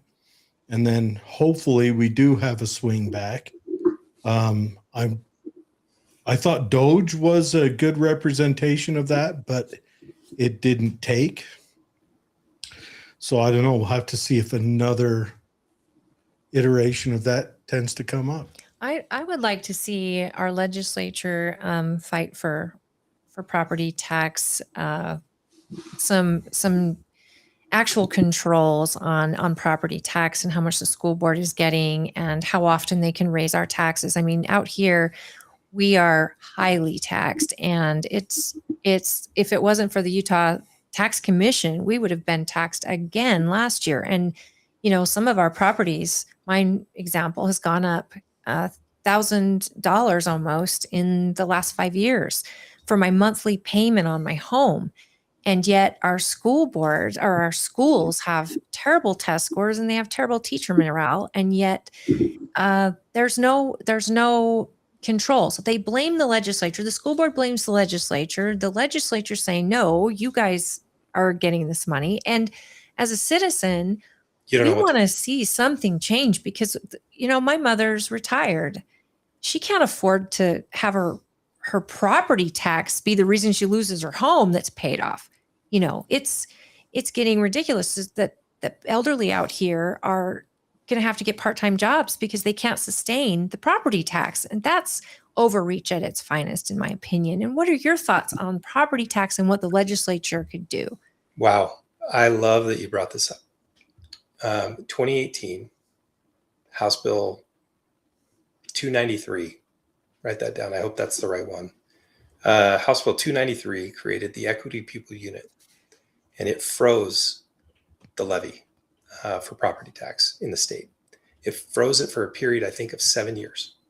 The intent was to increase bring up to equity all the districts that have that had a low weighted pupil unit based on property tax values, right? So that's the dynamic of like Summit County has the highest property value in the state, right? And like Tintic County has or Tintic School District has like the lowest property value in the state. I probably have those a little bit off, but you get the idea. They're way off balance, right? And so in 2018, the legislature passed this bill to freeze that levy, so that that is the correct one. It would bring those property values to more equity. And unfortunately, and it was supposed to be for 7 years, so it's actually released last year. So that rise that we have seen has been because of that bill. And I'm thankful to have voted against it. And I voted against it for this very reason, because there was property taxes for education for listeners who may not know. Property taxes, they have a float in them.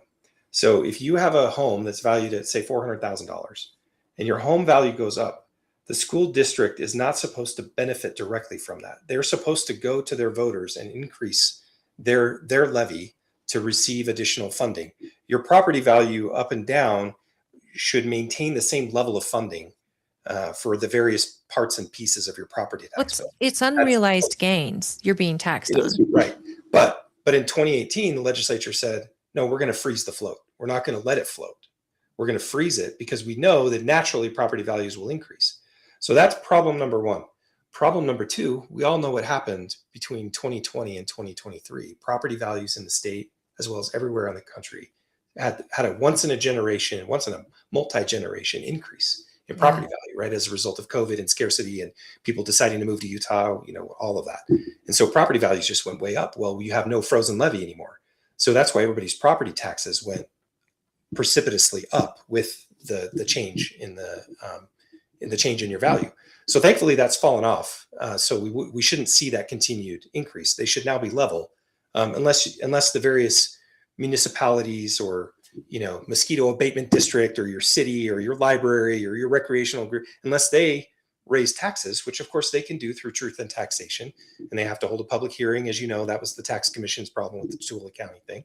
They have to hold a public hearing. They have to face the voters and prepare to receive those repercussions if it's significant. Of course, they have the ability to raise those taxes. 60% of your property tax, about on average, goes to your school district. The rest of it goes to the various other, you can look at your property tax bill and see the various other parts and pieces that are funded through that property tax. It's important to note the state receives zero. Right. Not that the state, there's no person there, but the state receives none of your property tax. There were efforts this year, which I don't think passed, to increase your primary residence exemption. So if your house is worth $400,000 and you receive a 65% exemption on that to 45%, I think that's right. So you're only paying tax on 45% of that amount.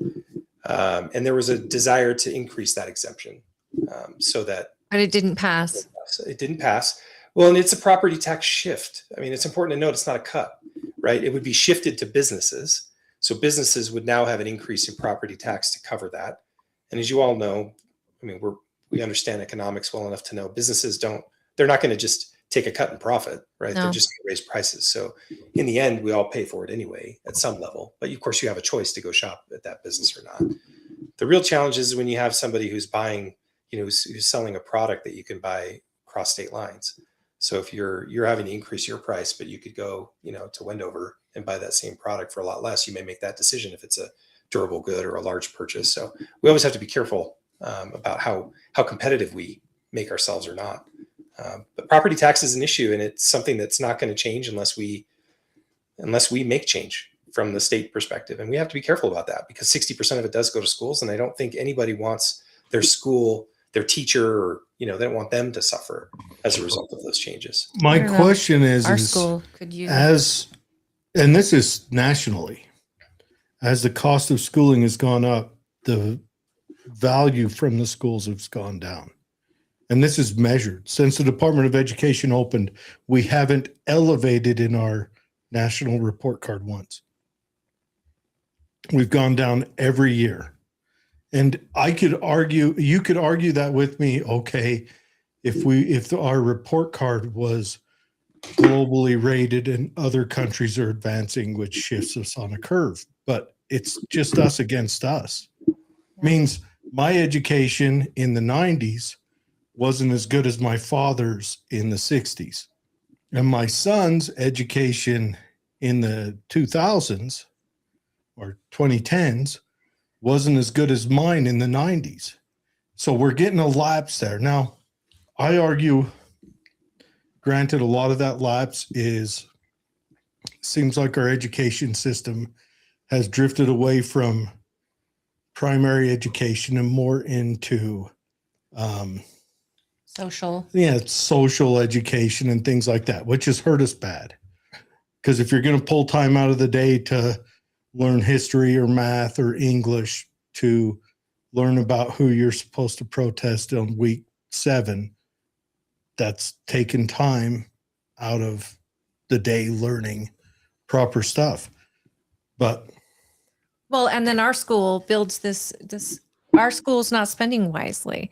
And so, and they happily had a truth and taxation meeting, and 100 people get up and argue with it, and not one person is in approval of this, and they vote anyway that night in everyone's faces. And it's at least, people got so angry. They've all got challengers this year, which I love. I love to see that. The first time in a long time. But, I just want the legislature to do a few things. One, I think that school boards should be partisan. The state school board is partisan. I think we should know what platform these people represent, how they're going to spend their budget. And I think that it would be very important. And I know that was coming up on the Hill. Yep.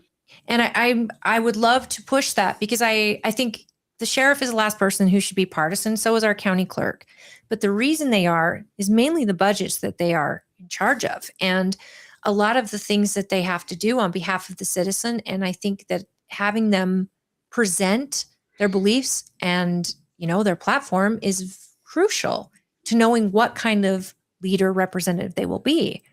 And so I think the school board should be that. That's one big one. And, I think too that schools should be built based on projection and not current kids, because we've got all these in the pipeline. We've got all these developments starting and neighborhoods that are being built, and the school they build is this ginormous, it's collegiate looking school, but they built it to fit the students that are here now, not the ones projected to be here in the next 5 years.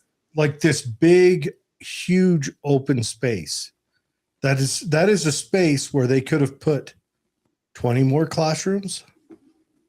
You got 3 layers there. They could have put 20 more classrooms in there, had a lunchroom on the bottom, but they built this big, huge space. One, that you have to heat and cool to keep the school, structurally functioning year round. And 2, it's not used. They literally. Look at this. Yeah, the football field is collegiate. The baseball field is collegiate. So it's Deseret Peak Community College. That's what I'm hearing. Basically, yes. Yeah, and close half the year. So we had some of this challenge with some of the schools being built in what is now Canyons and Jordan School District when I was in office, and we actually passed a bill. I sponsored a bill that forced the school districts to provide transparency in the construction costs and submit them to the state. So we have it's in transparency.utah.gov. They're required to say how much something costs and where they're spending it, so that the constituents and voters could challenge, like, why are you spending this much money on, furniture, fixtures, and whatnot? Why are you spending this much money on floor? Why do we need 12 baseball fields, right? That type of stuff. Corner Canyon High School, if you've been over there or seen that in Draper, was the same perception, right? Corner Canyon Community College. So I think a couple of things I want to comment on what you said, Holly. First is I think that as many political offices as we deem necessary should be partisan.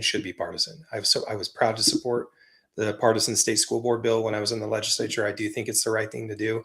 I actually think that the sheriff, not just because of the budget, but because of how they view their role in the community, should be critically important. Yeah. How they view the rights and the Constitution, and because that is where the rubber meets the road with a citizen is, if your police chief or your sheriff feels that it's okay to search your home without a warrant, to stretch the boundaries of the law with radars or other things like that to me is important to know that that's how they view it, or not view it. And typically, but based on your party platform or your experience, how you're going to view freedom, and that is important. So I do agree that it should be partisan. I'm with you.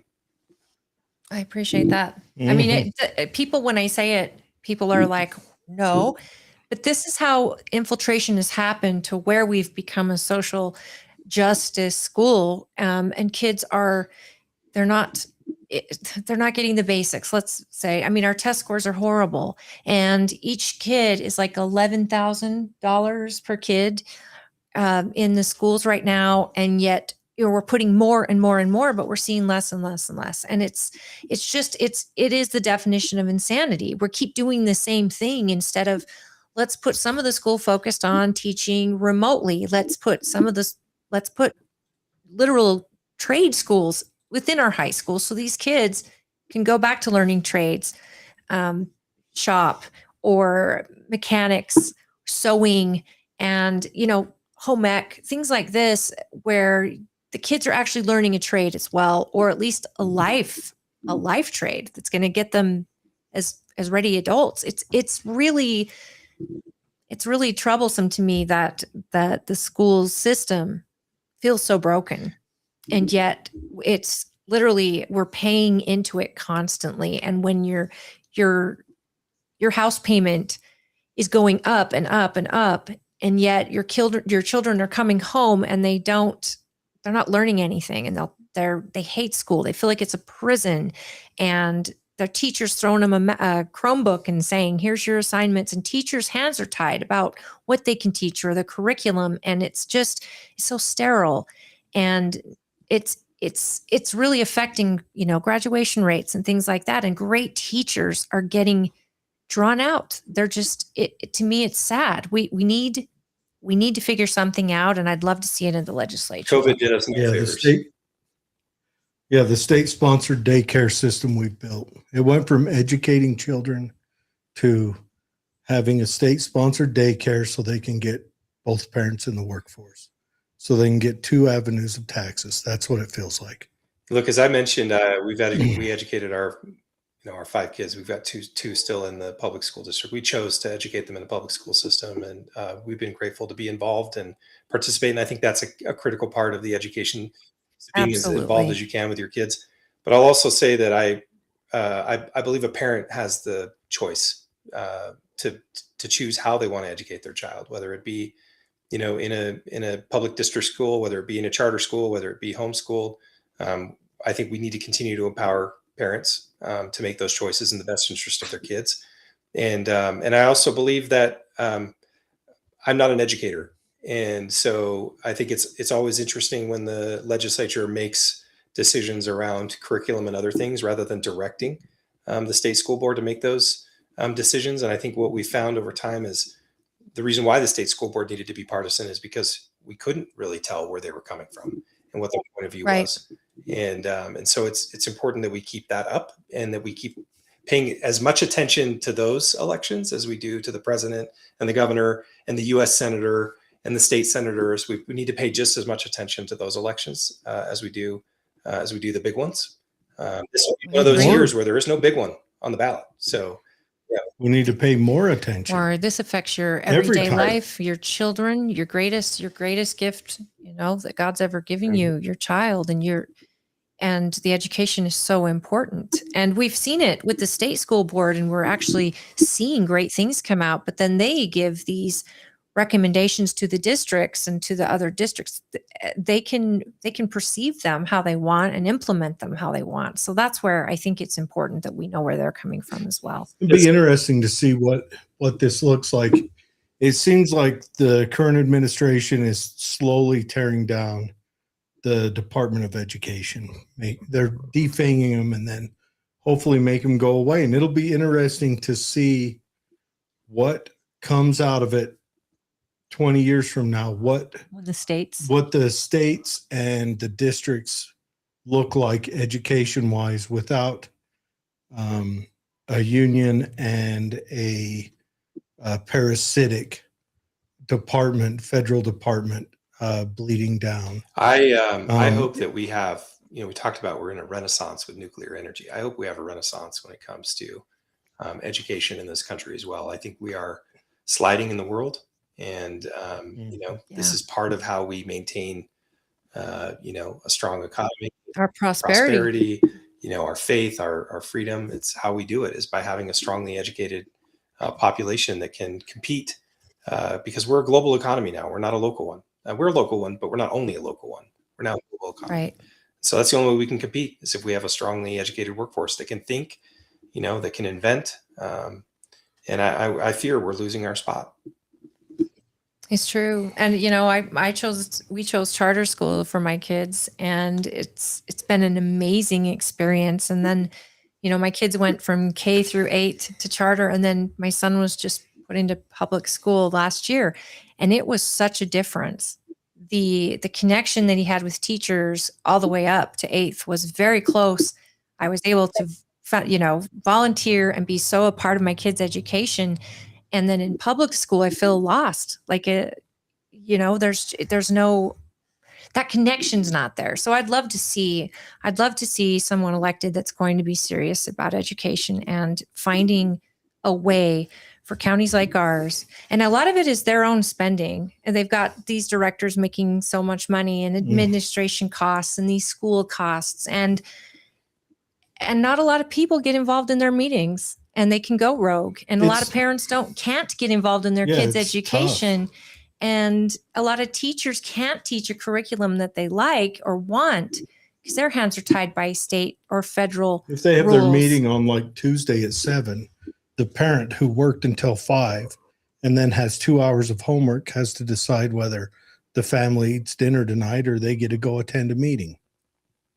It's true. And that's with every body of government. Right? And that's a fact. And that's, hate to be that curmudgeon that said, when I shouldn't say they, when the fight to move both parents into the workforce happened, it did serious damage to our social structure. I agree. But some of us I'm a stay-at-home mom. I'm grateful that my husband's been able to provide so that I could stay home. But a lot of that comes with sacrifice. Like if a lot of families that do that, they give up a lot in order to do that. And it is an honor to be able to do that. I know every family doesn't have access to that, but it did. It started separating families years and years ago. And we're in a place now where we need a renaissance, like you said, on a lot of different things. So we're almost reaching your time. So is there anything else you want to tell us? Or, we've kind of just going over I everything. think it's been great. This has been such a productive conversation. I hope you all and your listeners got to know me a little bit and where I'm coming from, and you know what I think I bring to the conversation. I guess maybe I would just end by saying, you know, take a look at the website, but more importantly, reach out. My phone number, my email, they're on there. I want to talk to people. You know, I'm not shy, so feel free to reach out. We can talk about the issues. We can talk about anything you want. Look, what I was known for while I was there was somebody who fought for limited government and transparent government. Somebody who fought for economic freedom, the opportunity we have individually to, you know, take charge of our own destiny. Somebody who fought for individual liberty. That I believe in personal rights, and I believe that, you know, we're endowed by our Creator with those rights. They're not given by the government, and we have to fight for them. And we need people to fight for them for us. And I was known as a collaborative lawmaker, and you know, I passed meaningful legislation. But when it mattered, I stood for conservative principles, and sometimes that meant I went against leadership, and that's okay. That's because that's what I'm there for. So I hope people, you know, take a look at that and get to know me. And I'm excited for the campaign, and I'm excited to get to know people, and I look forward to it. And are you looking for donations or volunteers? I know some people's time is very valuable to you, especially as a candidate, to get people to help and knock on doors. If people are interested, please go to his website and make sure you let him know if you're want to learn more. Learn all you can about him before you offer to volunteer for him. I recommend. It's a clean website. I have to say it's that's a good looking website. One of the better political websites I've seen. It's clean.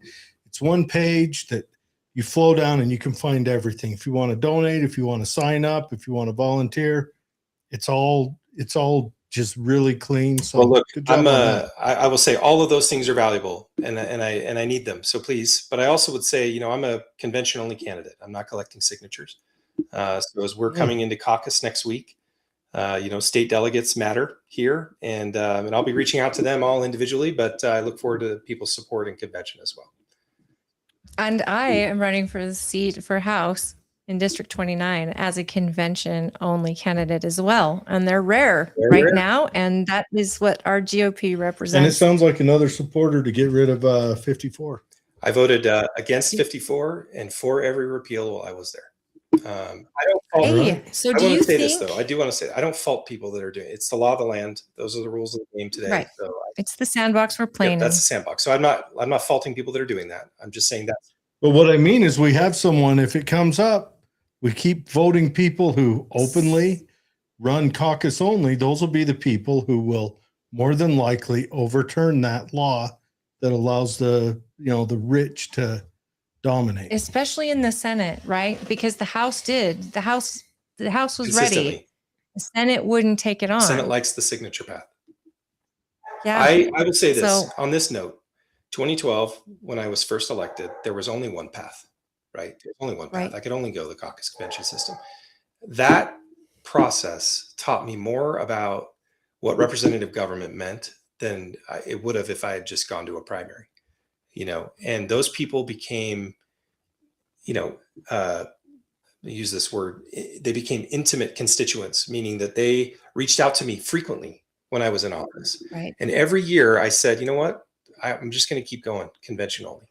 And those delegates just became the people that, you know, would be vocal supporters, or frankly, they'd also be the ones that would be professionally frustrated if I voted a way they didn't like or on an issue. You were accountable. And we need that. That keeps us grounded as elected officials and lawmakers. It keeps us engaged with the things that matter. It keeps us away from the sort of ivory tower. It is a really important part of the process. And even if you choose to go signature, I hope people take the opportunity to also go the convention route and get to know the delegates and learn, you know, what they care about. It's important to me. I trust the delegates so much. And, you know, people say there's a lot of accusations, but as a delegate, I've never worked so hard. So much sacrifice. Right. Yeah. Well, and I believe lobbying is important as long as you have delegates on the other side informing the non-lobbyist side, the non-paid for side. And the reason I think lobbying is important is because, you know, gun rights and all that is essentially defended nationally by lobbyists. But I think there are lobbyists that will have a negative impact on the average person's outcome. I can think right now the pharmacies lobbyist group is working real hard in the state to make sure that as many things has to go through them as possible. But that, which is why I want the delegates on the other side to say no. And remember how last caucus, it seems like it went, how we've talked about many times, how the general vote and the caucus vote did not match. Yeah, convention and primary. I was thinking that's because 54 drove a rift between people getting involved. Because after that, why would someone go out and say, I'm gonna become a delegate, go to the caucus when it doesn't matter? Yeah, it became, yeah. And I'm like you, I can respect the signature path because it is the sandbox we're in. And I don't discount all those signatures that are gathered, but I don't like when those signatures are paid for, and I don't like that big money gets you to the primary. And when you have big money, you can advertise to the whole state, or you can advertise to the whole place. And these candidates that are trying to get the signature makes a difference. Grassroots candidates that are just trying to get their foot in.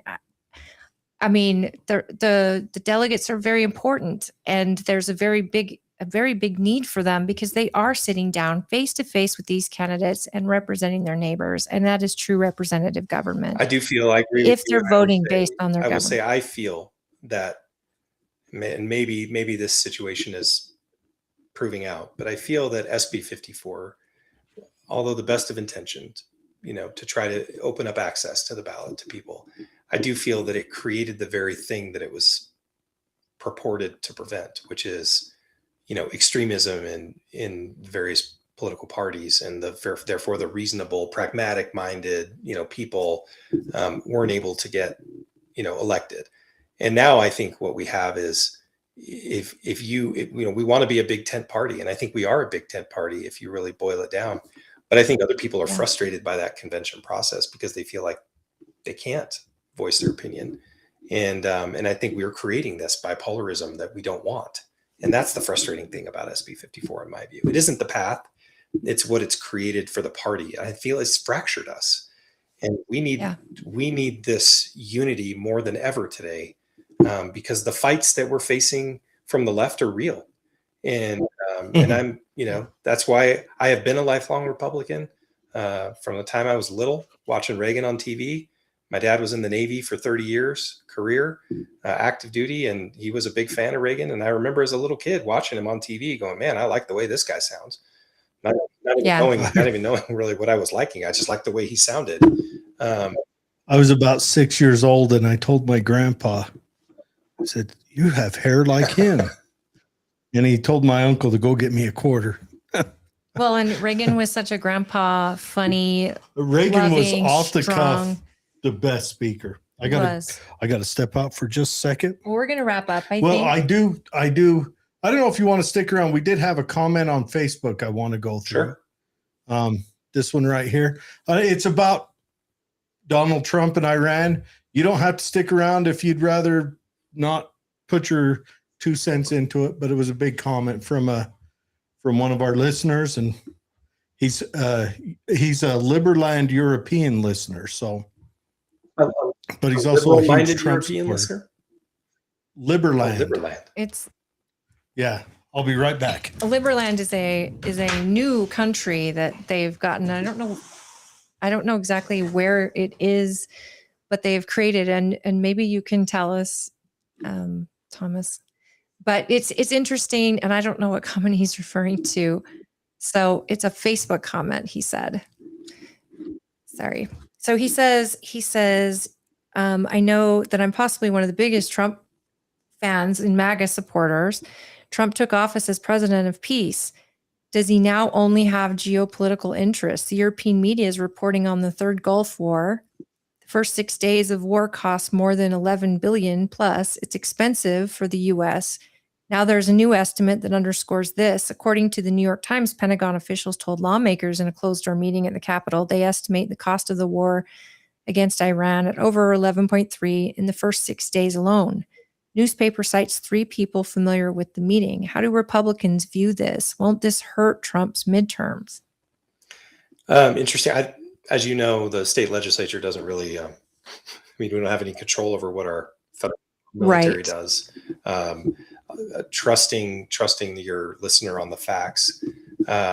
Look, again, I'm a child of a Navy veteran for 30 years, and I have the highest respect for the military, our men and women in military. And I think the way that the U.S. has executed this engagement has been nearly flawless.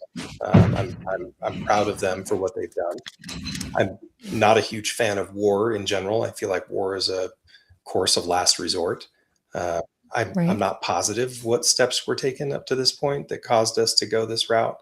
It seems clear that, and if the president is telling the truth, that we're nearing the end of this, which I'm looking forward to. I would like to be done. I think the longer this goes on, the more the world might, not be exactly a fan.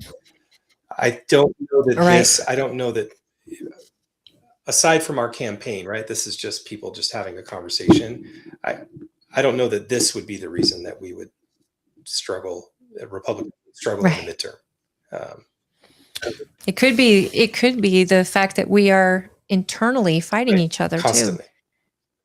Always. And in this state, especially, I'm seeing reasonable people get together and have irrational and weird fights. And it's like we're forgetting what our goals are here. And you said it perfectly, what you set out to do with individual freedom and small government. I mean, you just described the platform of our party. I don't know what Trump is doing, and I don't think he's been a lifelong Republican. No. I just pray that he has good people that are giving him advice, and that he's telling us the truth, and this is about over, and it is based on American first protections and maybe making peace in the world. Jared is a veteran, and so I'm curious. He said that won't this hurt Trump in the midterm? Yeah, I read that earlier, and it definitely could. It has. But then again, I don't know.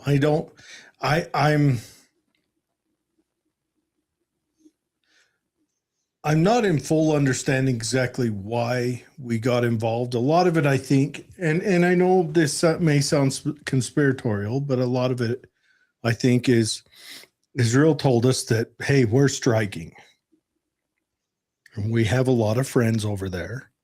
And we knew that if we struck, Iran would send rockets in every direction, not just our bases, but also at our friends. And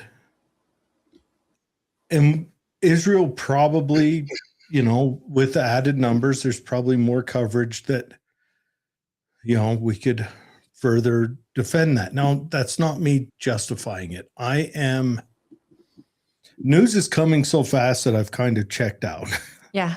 I honestly, nationally and globally, I've kind of checked out on the news just flying at us. I don't care what any nitwit 32-year-old congresswoman says overseas anymore. I don't care. I don't know how many 32-year-old female congresswomen there are, but I don't think you were targeting any one specific one by calling them a nitwit. Well, I don't know how old she is, but AOC, I don't care anymore. She fumbled it.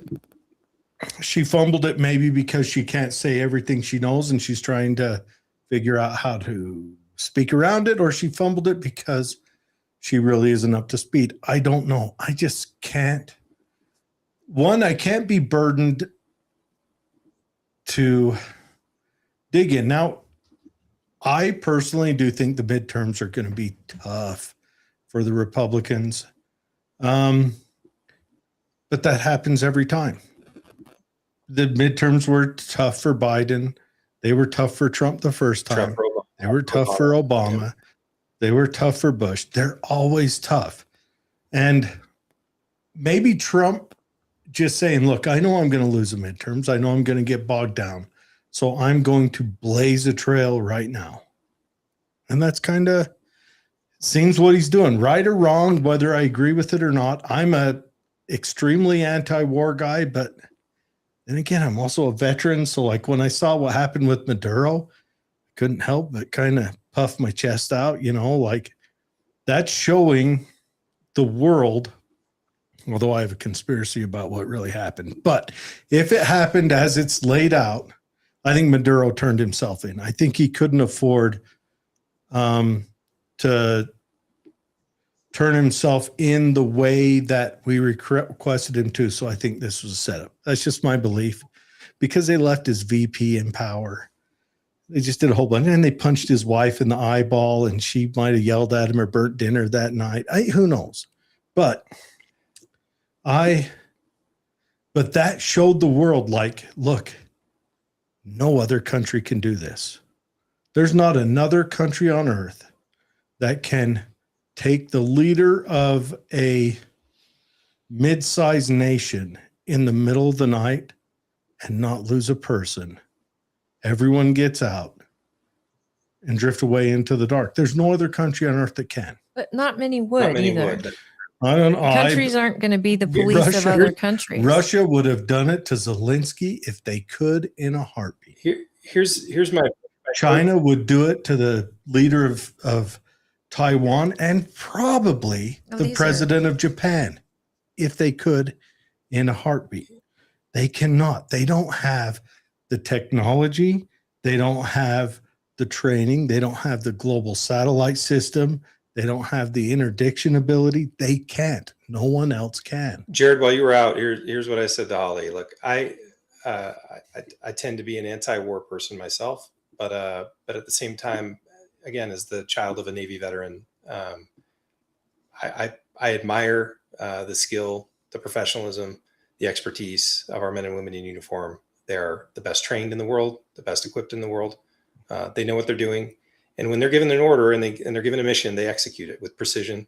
And we can all be proud of that. That's something as Americans we can be proud of. And I never want a veteran to feel like somehow their effort was wasted or not recognized. Yeah. The other thing I'll just comment, and then we can maybe wrap here. But what I'll say is, I think Utahns, my neighbors, my friends, your neighbors, your friends, I think sometimes they look at the federal government and it's this amorphous, uncontrollable animal that is just so big. You pretty much did the definition. Are you reading the dictionary? Just this unwieldy thing that is uncontrollable by any one individual person. What I love about Utah, this was true in every election I ran, and it's true today.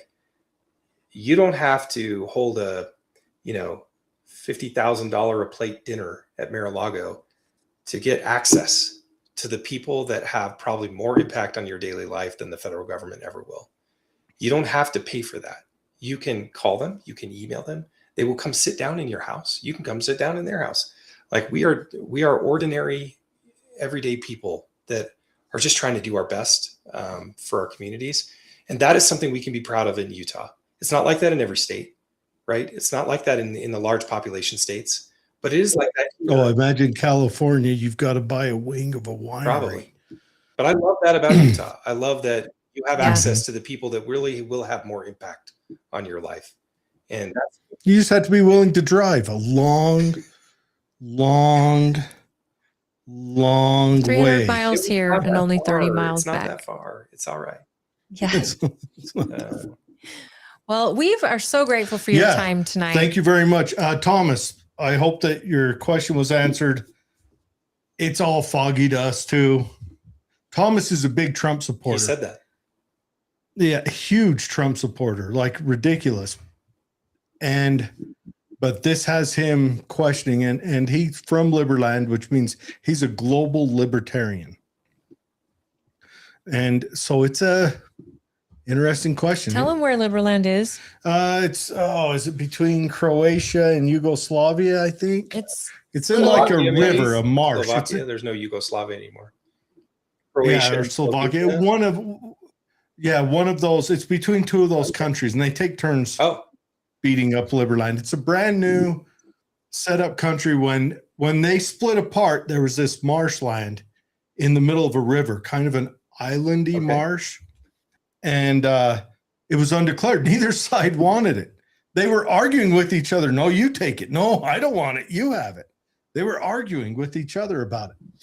And so, yeah, it has its own YouTube channel. You can go and discover it. I've met a few of their, I've met their president. I've met a few of their guys, citizens in different places. They were at Trump's inauguration. It's an interesting theory. You can become a citizen of it and live here, and maybe you can view it as possibly a redoubt or just a support of an idea of liberty, a liberty-minded country existing, like complete liberty-minded country. We're pretty close, but this one, they go hard at it. This one's going to need a nice army, though. Those countries. Well, it's so far it has, and I think they're going to right now go the Gandhi method of survival. And then what they're hoping and what will be is they're going to try to sign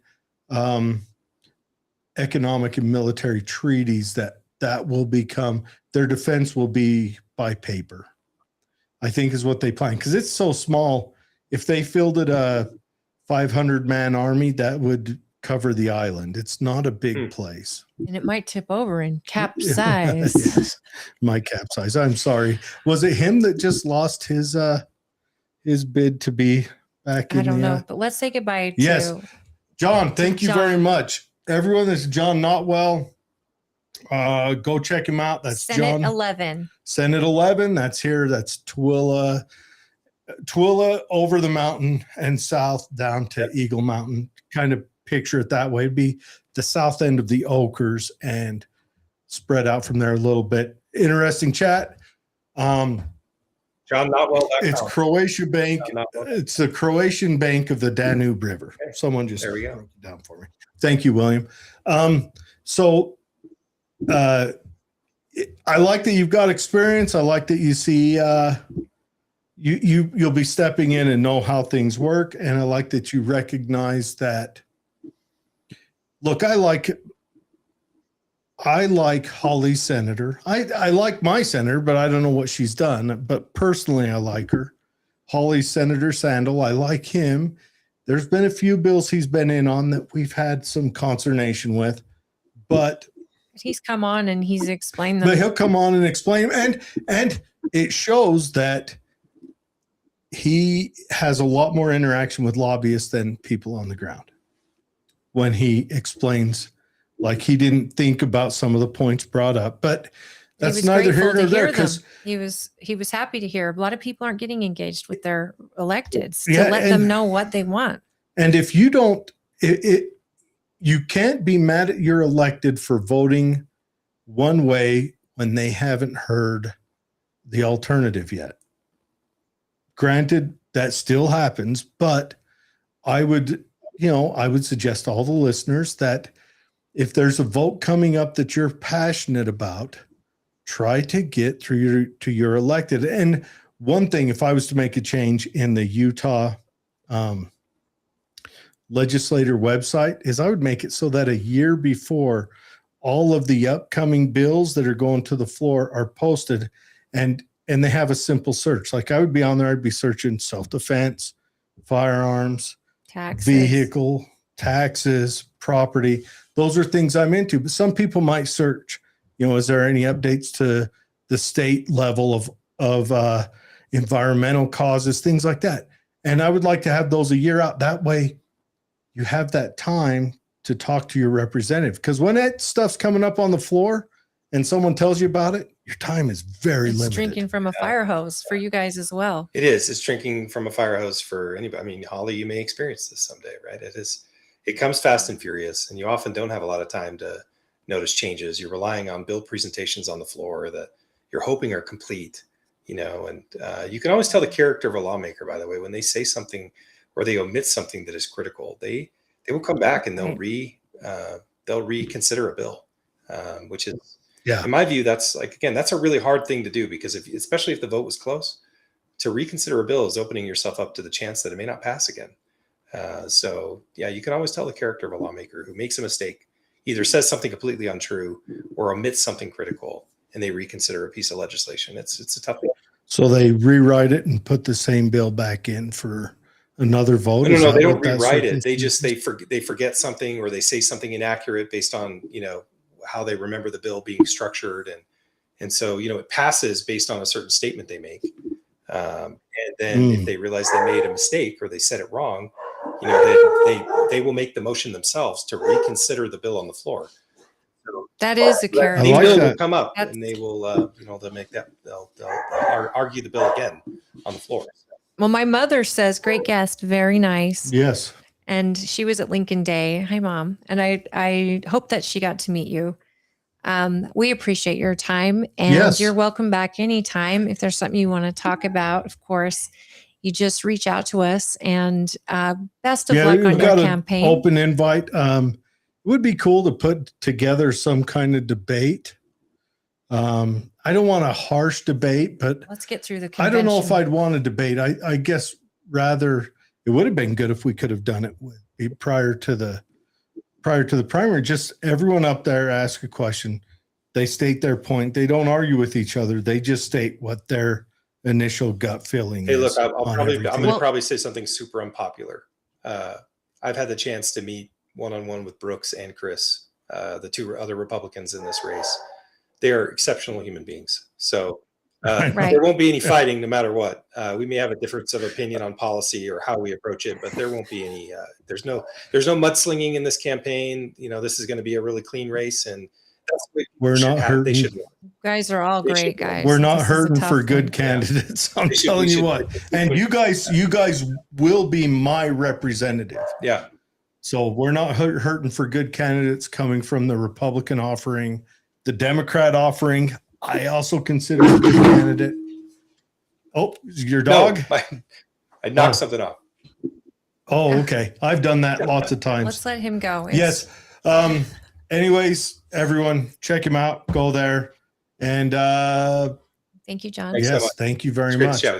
Have a great night. Bye. Everybody, caucus is on March 17th. That'll be Tuesday night. And if you go online, you can go to utah.vote.gov. They should tell you your precinct, and check out the Tooele County Republican Party on Facebook or TooeleCountyRepublicanParty.org. They've got a website going. Hopefully you can get information. Attend your caucus. What night is caucus? 17th. It's Tuesday night. Next Tuesday? Yeah. Okay. I might be able to make it. I am on call. It's so important that you go share ideas with your neighbors, find out what it is that you're interested in. And if you run for a state delegate seat, please do it. And the state, the parties are going to set up meet the candidate nights. And I really, really hope you'll engage. And at least if you're voting for a state delegate, that you'll let them know what the issues are that matter to you, so that they can understand how you will vote as a state delegate. And then listen to your neighbors, give them feedback, and vote for them when you go to convention. I just want to mention real quick a couple of gun bills that came through. So HB 83 or 84 S3, it allows individuals 21 years or older to conceal a dangerous weapon at an institution of higher education without a concealed carry permit. So up until now, you had to have a concealed carry permit to carry in a state school. So now it's 21 and older. Now 21 and older, you don't need the concealed carry permit. We're leaning really heavy into the constitutional carry. I love it. Get training, folks. You still cannot open carry, period. You cannot open carry whether you have the concealed carry or whether you do not. You cannot open carry. Puts a target on you. Yeah, don't be a target. But yeah, so removing private institutions of higher education from locations where the offense is applicable, and prohibiting an individual, including individuals, from any type of concealed carry permit from openly carrying a dangerous weapon in institution of higher education unless the individual has lawfully responded to an active threat. So what this lines out that if, like, there's a school down around the corner and I'm driving home and I hear that there is an active shooter, I can, if I choose so, respond to that active shooter as a civilian. Very, very dangerous situation. If you're going to do it and the cops show up, you will have your butt handed to you, and they would be justified, because when police show up to active shooters at schools, they show up and their policy is you move to the gunshots. You don't wait for backup. You don't wait for anything. That is the most aggressive you'll see law enforcement. Put your gun down and lay down. Seriously, you hear the cops come in, you throw your gun, you get on your belly, you let them know where the shooter is. Yeah, and you will probably be wrapped up hard, because they're not playing. They're tuned in. And at private institutions such as charter schools and church schools, that's up to the church school or the charter school to whether These they are colleges, whether they right? allow Higher education. That's well, allowing BYU higher education, yes, colleges, state sponsored, or colleges you can not junior carry highs and high schools, right? Junior highs and high schools you can, yes. If you're 21, right? But you must be 21. That doesn't mean little Billy can carry. But yeah, so there's that one. I don't really care to read that one. Okay. Okay. 293 came out. There's a new bill. Is this it? 5 year? No, that's not it. Is this it? Okay. Establishes that an individual, this is Bill 133 S1, establishes that an individual is required to report or cause another individual to report use of deadly force to 911 or law enforcement in order to receive pre-trial justification hearing. Automatically provides a defendant with prima facie claim of justification at a pre-trial justification hearing if the defendant reported or caused another individual to report the defendant's use of force within 24 hours of using the force. Okay, I read this before it fully came out, and this is the one that made me nervous because it didn't have the 24 hours, kind of a vague, but I like that they've dialed it in. I like that if you have a use, and this came out of the Are you talking about like a home invasion or a protection defense? This is if you're in a use of force situation. Like defending yourself or your family? Yes, defending yourself. And this will bleed over to where it will give initial protection to a perpetrator as well if a situation comes up where it looks justified on the outset. But that's where the actual trial will boil that down and fill it out. But what they want is, there was a shooting up in Summit County in 2024, a road rage shooting where the guy claimed it was justified to shoot for self-defense, and then buried his gun in his house. They did the investigation. He didn't report it because he was afraid. Now, I don't know I don't think they've even had the trial for it yet, but the I think it was the state rep who put it in, it was from there. And so he wanted to add legislation that incentivizes the 911 call, the report of use of force, the initiation of law enforcement response, and being afraid is no longer an excuse. Yes. So what this does is it gives you, if you call and say, look, I was fighting for my life. And now, okay, any lawyer worth his salt will tell you not to tell 911 there was a shooting.